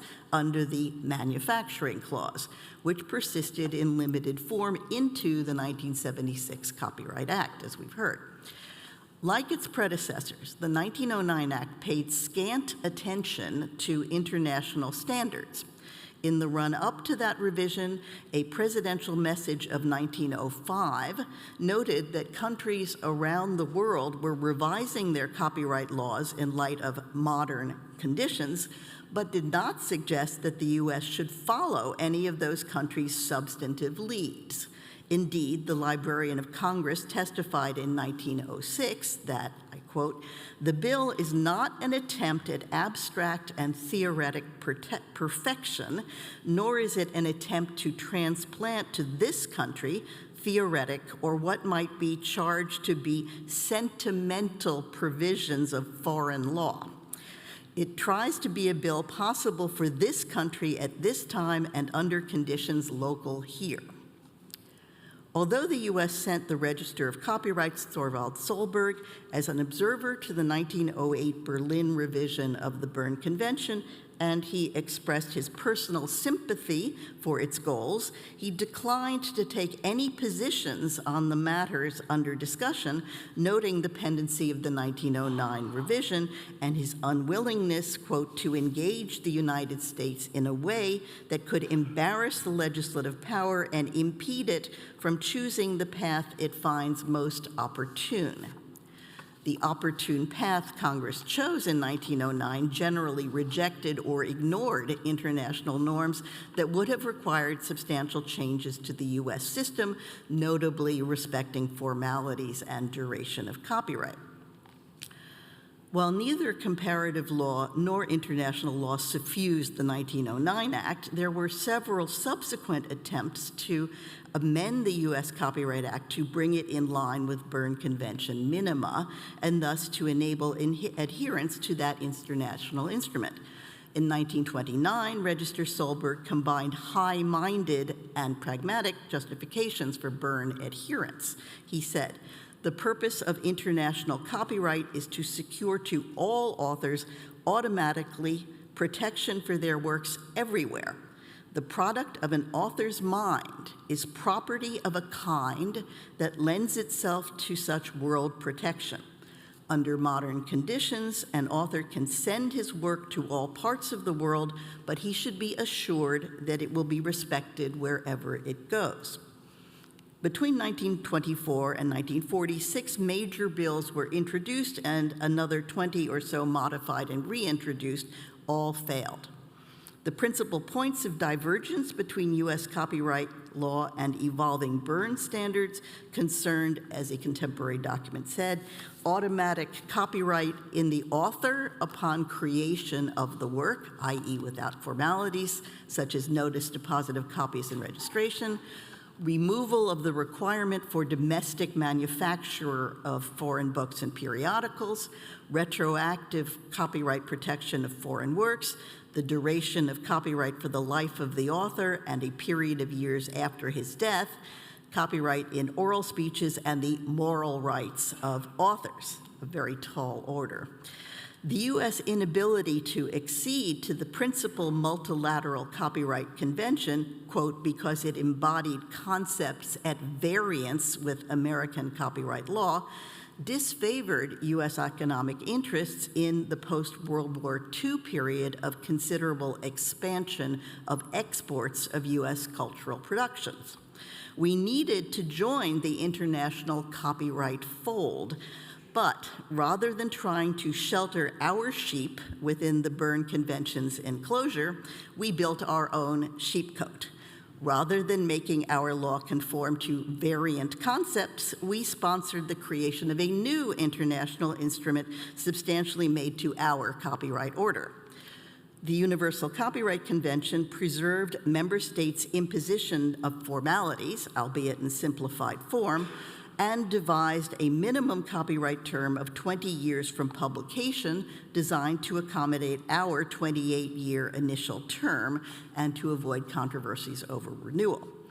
The UCC required us to extend protection to works first published in other member states or by authors domiciled in or nationals of those states, and to restrict the application of the manufacturing clause to foreign printed works of U.S. nationals. On the whole, however, the UCC was, in the words of the Senate sponsor of its ratification, quote, a document which not only embodies the most acceptable concepts of American and European practice, but which recognizes the basic principles governing the law of copyright in the United States.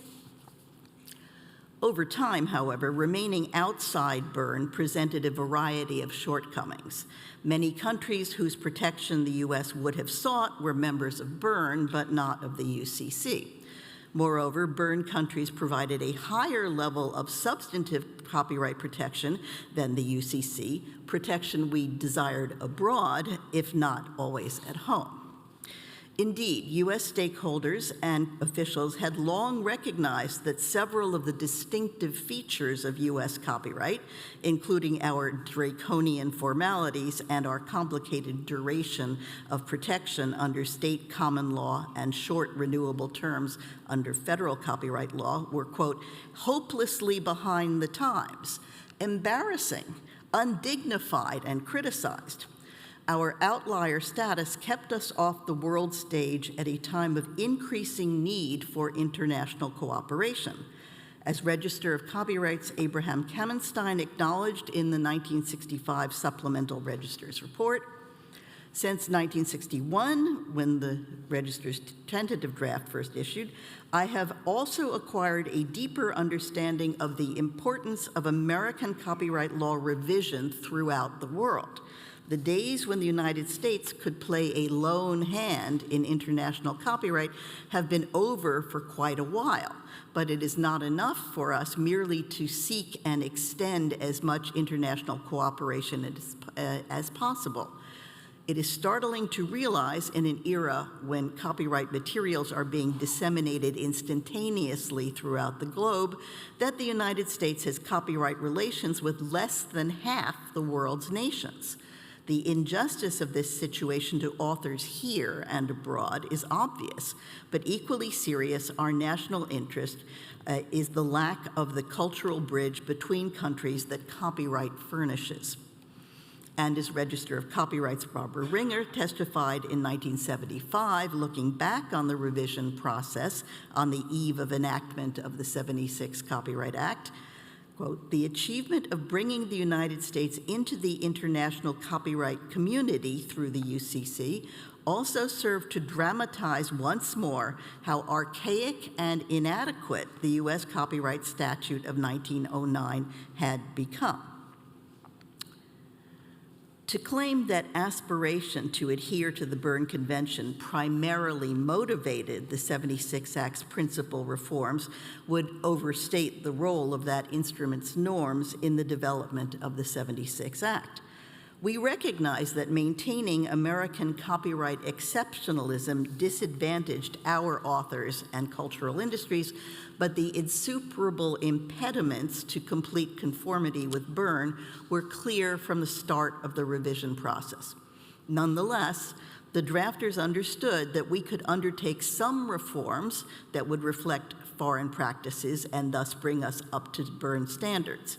In addition, we could adopt other measures that would move us closer to Berne, inviting the prospect that future reforms could close the remaining gaps.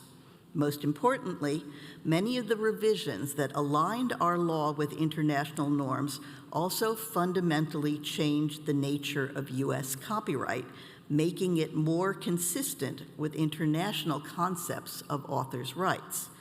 The new author-centrism of U.S. copyright that Barbara Ringer celebrated may have been more a consequence of pragmatically oriented changes to duration and formalities than an intentional philosophical shift.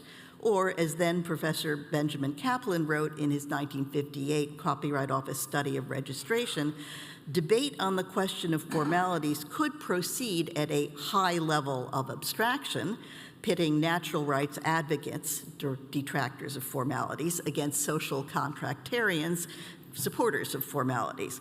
Quote, "But it seems proper to forego arguments of this kind here, descend to particulars, and ask what are the benefits and countervailing disadvantages or demerits of a registration scheme on the present American lines."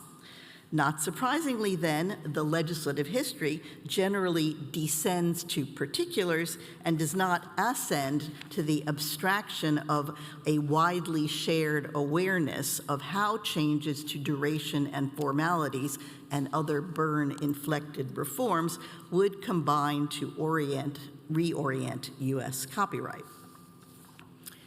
In preparation for what became the '76 Act, the Copyright Office, starting in 1955, undertook a series of studies covering the issues to be resolved in a new copyright law, as we've heard. In addition to a specific study on international copyright law, the studies included sections on foreign and international law, often highlighting differences between U.S. copyright and copyright laws elsewhere in the world. From the outset, then, the Copyright Office and Congress were fully apprised of contrasts between the U.S. and the rest of the world. The role of the UCC. Just as work on the future 1976 Act was to begin, the United States acceded to the Universal Copyright Convention.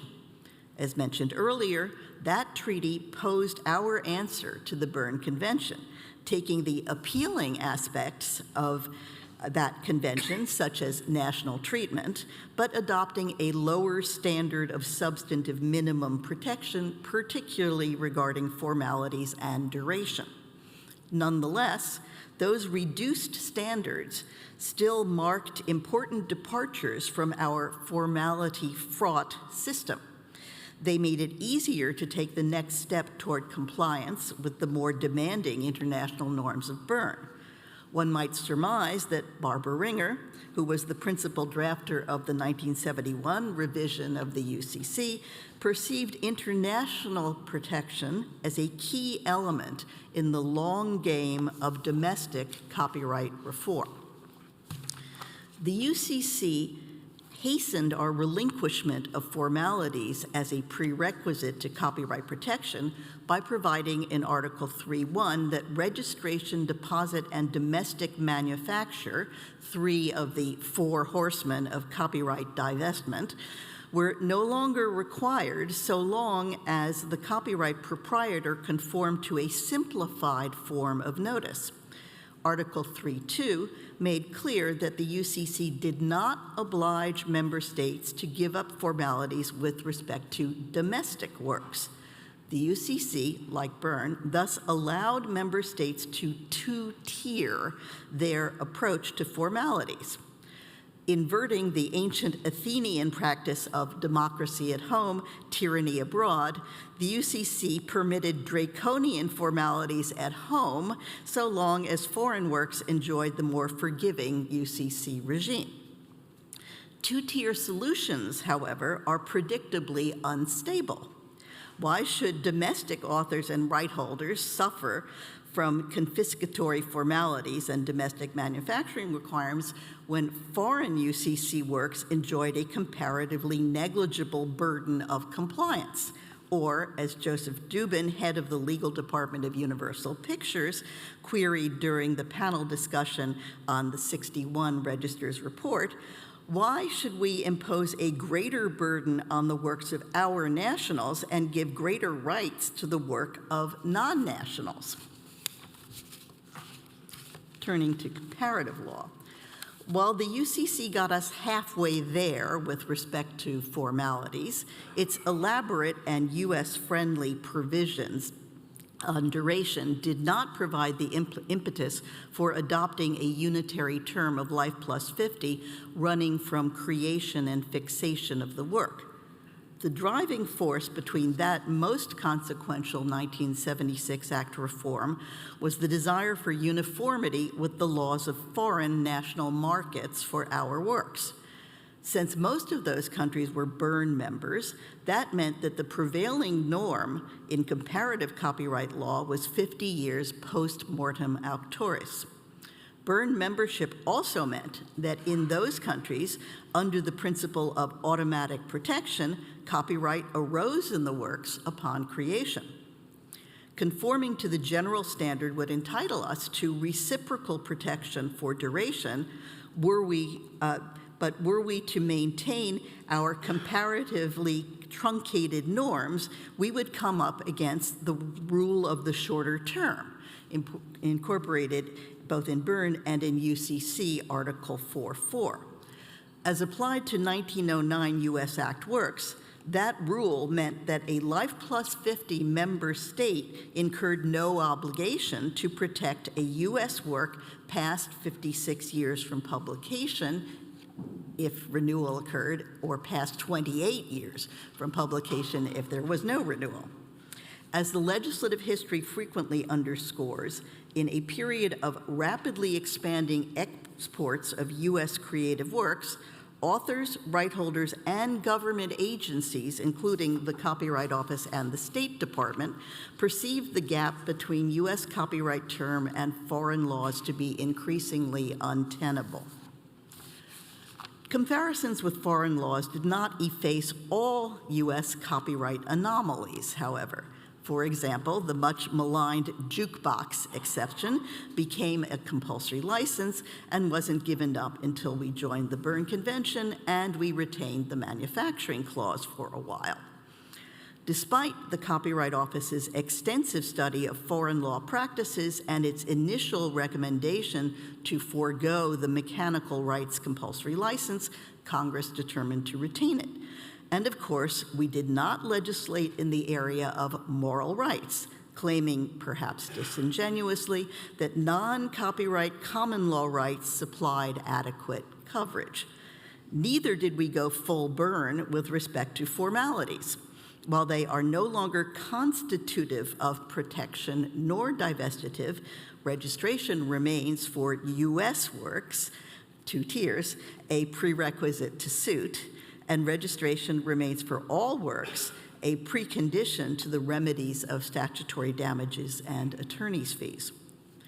Perhaps curiously, a mistaken understanding of foreign law was invoked to justify a notably author unfavorable feature of the 1976 Copyright Act, the designation of employers for hire as authors. The 1961 Register's tentative draft set out the Copyright Office's initial recommendation regarding works for hire, and it neither extended works made for hire status to commissioned works, as we've heard, nor bestowed authorship status on the employer. The 1963 draft, however, provided that in the case of a work made for hire, the employer shall, for purposes of this title, be considered the author and shall have all the rights comprised in the copyright unless the parties have expressly agreed otherwise. This draft continued to exclude commissioned works. By 1965, however, works made for hire encompassed certain commissioned works, notably contributions to audiovisual works. Why did it not suffice to vest all rights in the employer, but leave authorship status to the actual creator, particularly of commissioned works? The legislative history indicates that the motion picture industry stressed the need to designate employers and film commissioning parties as authors because only that status would ensure that motion picture producers would enjoy the full panoply of rights under copyright abroad. As a lawyer for Universal Pictures argued in 1962, I should like to address myself to the proposal that instead of indicating that the employer is the author, it should merely provide that the right to secure copyright vests in the employer.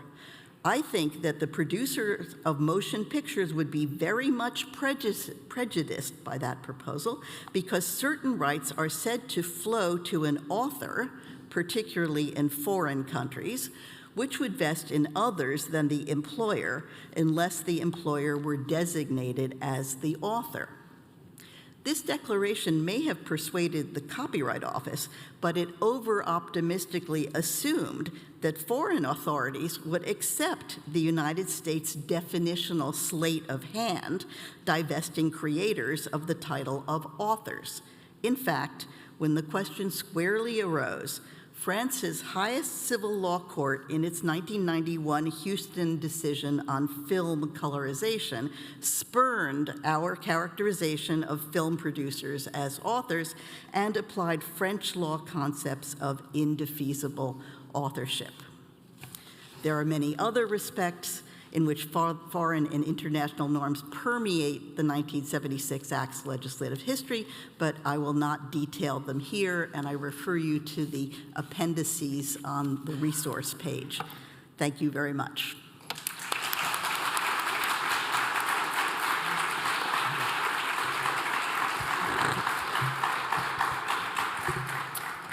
Thank you, Jane.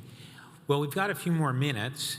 We can open things up for questions. I also would enjoy our ability to do some back and forth, but I'll just invite people who would like to ask a question just to come up. We've got some microphones in the middle.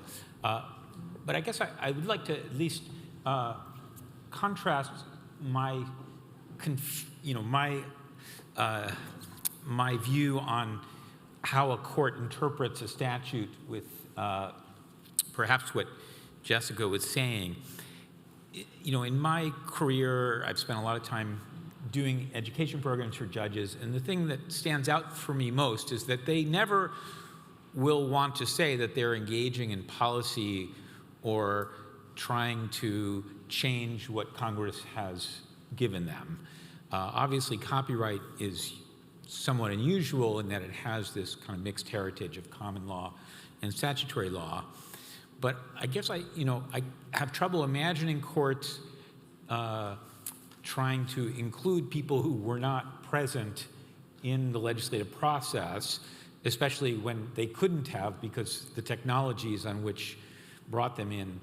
And so I am, in trying to deal with the rule of law, trying to imagine how judges within our constitutional system have to do that job. I had the good fortune to clerk for a judge who you referenced, Judge Newman, who I think was one of the most thoughtful, careful readers of the context of legislation in interpreting. And one of the things that just stands out to me, and perhaps our lunch keynote speaker will address this issue, though I suspect it's even beyond what any judge could really fathom right now, is we live in a country that prides itself on a rule of law, but we don't have a rule of interpretation, that we lack a common framework. You're right that during the 1960s, the Copyright Office was very much aware that they were writing a statute and a user manual in the legislative history. In fact, in the annual reports, they would comment on the fact that their legislative history for a statute not yet even enacted was being cited by courts in interpreting the 1909 Act and making other common law-esque decisions. And so that's where I am. I feel I'm somewhat limited as a scholar trying to describe what the 76 Act is to the materials that we have, to the data and those materials. And I guess I'm not sure how we can go forward with a rule of law if we don't have a rule of interpretation. I don't think we're going to get one anytime soon. So that's my comment.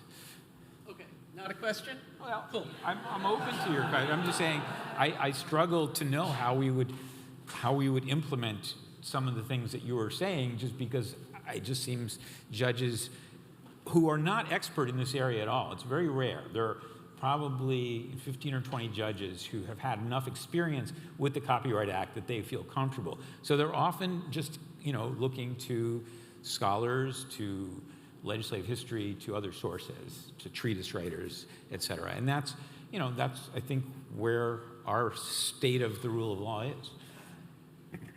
So, I think in the 1960s and the 1970s and the early 1980s, judges found legislative history very useful. Judges and scholars criticized that for, I think, all sorts of good reasons, to the extent it was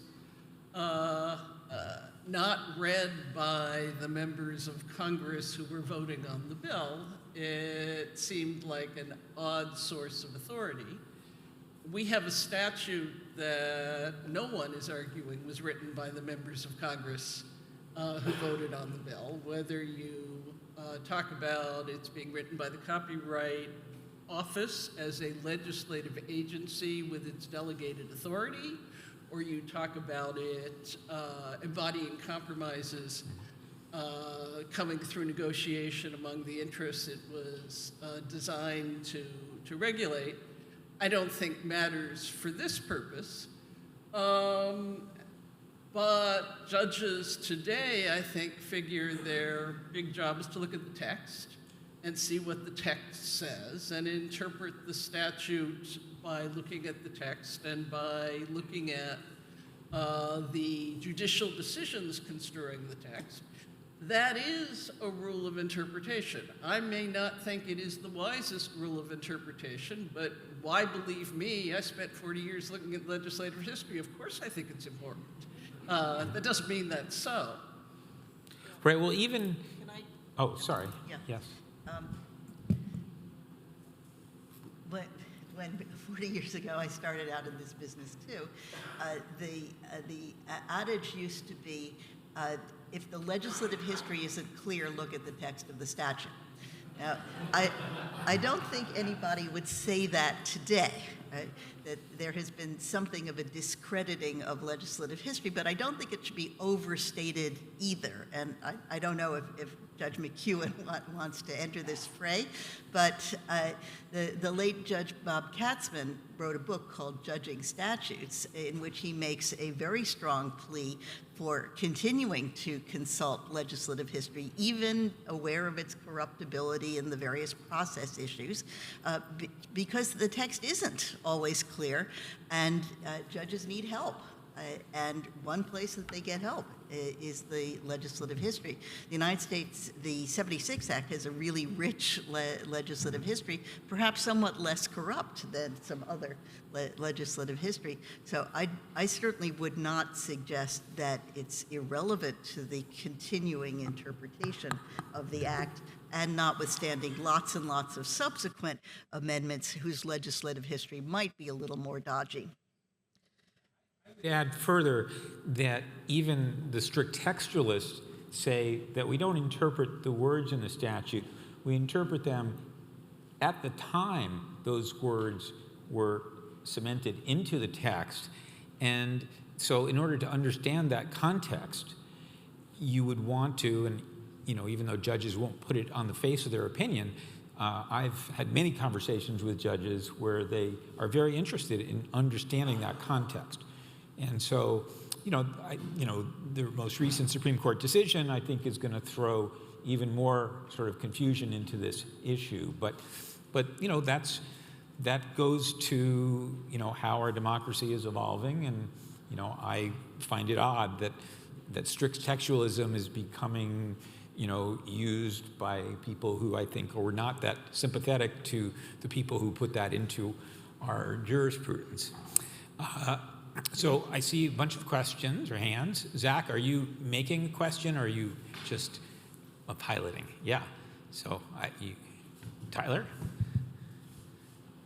So it strikes me that copyright law is not the best tool to make up for what I perceive as the near complete lack of enforcement of antitrust law in the entertainment industry. So I'm wondering if you have any comments as to the assumptions that were made in 1976 as to competition and antitrust law, and how maybe those have changed over time. So, in 1976, we had many record labels, music publishers, book publishers, motion picture studios, and so forth. And they were all competing with each other, and Justice Black was on the Supreme Court, and we thought of antitrust as an almost constitutional imperative. Now we don't, and so some of the power dynamics that no one was anticipating in the 1960s come from the lack of competition among publishers, record labels, music publishers, and so forth, in a much more concentrated set of industries. So if I can add, the economics of antitrust and the practice of competition changed dramatically right around the time that the Act passed. What we call network economics was rarely understood, not discussed. Almost all of network economic theory developed in the 1980s. And we live in a world today where we have tremendous concentration, but in ways that have benefits to consumers through network effects that weren't understood or perceived. Is Spotify a monopoly that's sort of destroying everything? Is Amazon a monopoly? They're also very popular services that have had tremendous benefits. So looking to the 1976 Act legislative history to understand the modern antitrust challenges, I think would be just a fool's errand. They weren't focused on those issues with the AT&T breakup, with the IBM breakup, all around that time. we see this massive transformation in how our economy works and digital economics. So I do think that they are tightly intertwined, and that's why when we think ahead to how we might deal with generative AI legislatively, I don't think it should be limited to copyright. I think we would have to be much more capacious in thinking through all of these effects.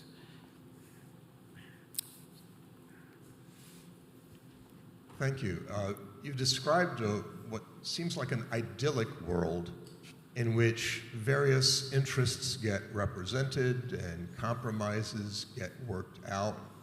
I would like to apply that lens to the extension of the term of copyright from the life plus 50 to life plus 70. Because as I understand it, I think I once asked Congressman Goodlatte about it, and he said, well, it was simple because the EU had gone to life plus 70 because Germany had gone to life plus 70, so we were just following along. Of course, my response to him was, I didn't think the Republicans were big into European influence on American law. That sort of shut that conversation down. But we are, I've seen a number of explanations of US law developments that we must comply with international obligations, and it seems to be that deference actually avoids US representation of different US constituencies and compromises here because we are simply signing on to something that maybe not all the interests here participated in. Can you please comment on that? So I think it's a lie. I think that the foreign compliance was never the reason. It was always an excuse. And I certainly don't think that the 1960s were at all idyllic. They look that way from a 50-year vantage point because they weren't characterized by the sort of personal attacks and nasty booby traps and dirty tricks that happen surrounding copyright legislation today. But I think that, and this argument was certainly something I made at the time, if we wanted to follow European law when we changed our duration, we would have reduced the duration of copyrights and works made for hire. What we did was we extended the copyrights and works made for hire and thereby enlarged the divergence between US copyright term in works made for hire and European copyright term in comparable works. And at that time, I think works made for hire were considered to be about 50% of at least works that were registered. So it was a big divergence. And so had we actually been motivated by following Europe, I think this would either have been very different or it never would have been proposed. Jane, you want to comment? Yeah, I mean, it's true that the rule of the shorter term meant that if we didn't have the extra 20 years, we weren't going to get the extra 20 years there. Europe was an important market, but I think that Jessica is also right that with respect to works made for hire, our term of copyright of 75 from publication was already as long as the extended term in Europe. So I'm not going to say that it was completely pretextual. I mean, I think there were some plausible international trade reasons for that extension. There were zero copyright justifications for that extension. Are there any other questions? Yes. Thank you. So earlier, the keynote speaker mentioned how the complexity of termination is a great barrier to authors asserting termination, right? Despite how it was with great pain that authors negotiated that right for them. So I wonder if you could share some ideas for reforming termination, if that's possible at all. I heard that UMG, for example, antitrust, they push back against any termination request. Well, I do want to highlight that we are going to cover termination and the work made for hire provision in the next panel. And David Nimmer, what's well, I collaborated on an article that David's going to talk about. But no, what I would say is that the termination experiment was very bold. It went beyond anything in international law, an inalienable right, very contrary to the American system of freedom of contract. And part of the story there is that courts have been somewhat unsympathetic to authors and how they've interpreted that regime. And it was a bold experiment. I think if you want to pick one part of it that is right at the core of the kind of conflicts that we've been talking about, it's sound recording, work made for hire. That was one of the issues that didn't get swept into the exemptions from work made for hire. My theory of that is that we wrote most of the work made for hire provision by 65. At that time in America, many songwriters and performing artists were employees of the record labels / music publishing conglomerates. And whoever was supposed to be at those meetings to say, well, maybe sound recordings are a composite work that ought to also be outside, didn't make that point. And then because we didn't really go back and revisit many of those provisions over that final 9 years of kind of fits and starts, when we passed the 76 Act, most sound recordings are no longer fitting into the structure that we had because they're independent contractor works. And then around 2000, when people realized that this Section 203 was going to start to hit, the record companies went to Congress in a very backroom deal, exactly the opposite of the kind of the publicness, and they worked something out. At the same time, Napster happened, and the artists said, we are pretty angry at everyone, and if you don't agree to withdraw that amendment, part of a technical amendment to a satellite. So I think that's one place, and I would start there. But the thing is, you can't do it retroactively because of the takings clause, or at least not very easily. So interpreting the 76 Act will continue to be important on the sound recording issue. Any other thoughts on? I'm going to wait for the next panel. Yeah, also, I do think we can make copyright work better in terms of enabling people to get some kind of opinion that might have legal significance. We have it in certain other parts of our law, and on issues of fair use, on issues of termination. There are many areas in which I think our courts would appreciate the help, but we would have to reconstruct our system to do that. But I do think that we're asking too much of the courts, and these are issues that are making it very hard for lawyers and their clients to navigate these rules. Listen, this has been a very long panel, and I really want to thank our audience for their patience. We wanted to provide a very rich foundation for what will be, I think, an amazing array of panels to come. So without further ado, I release you for your break, and we will come back in about 15 minutes for some more.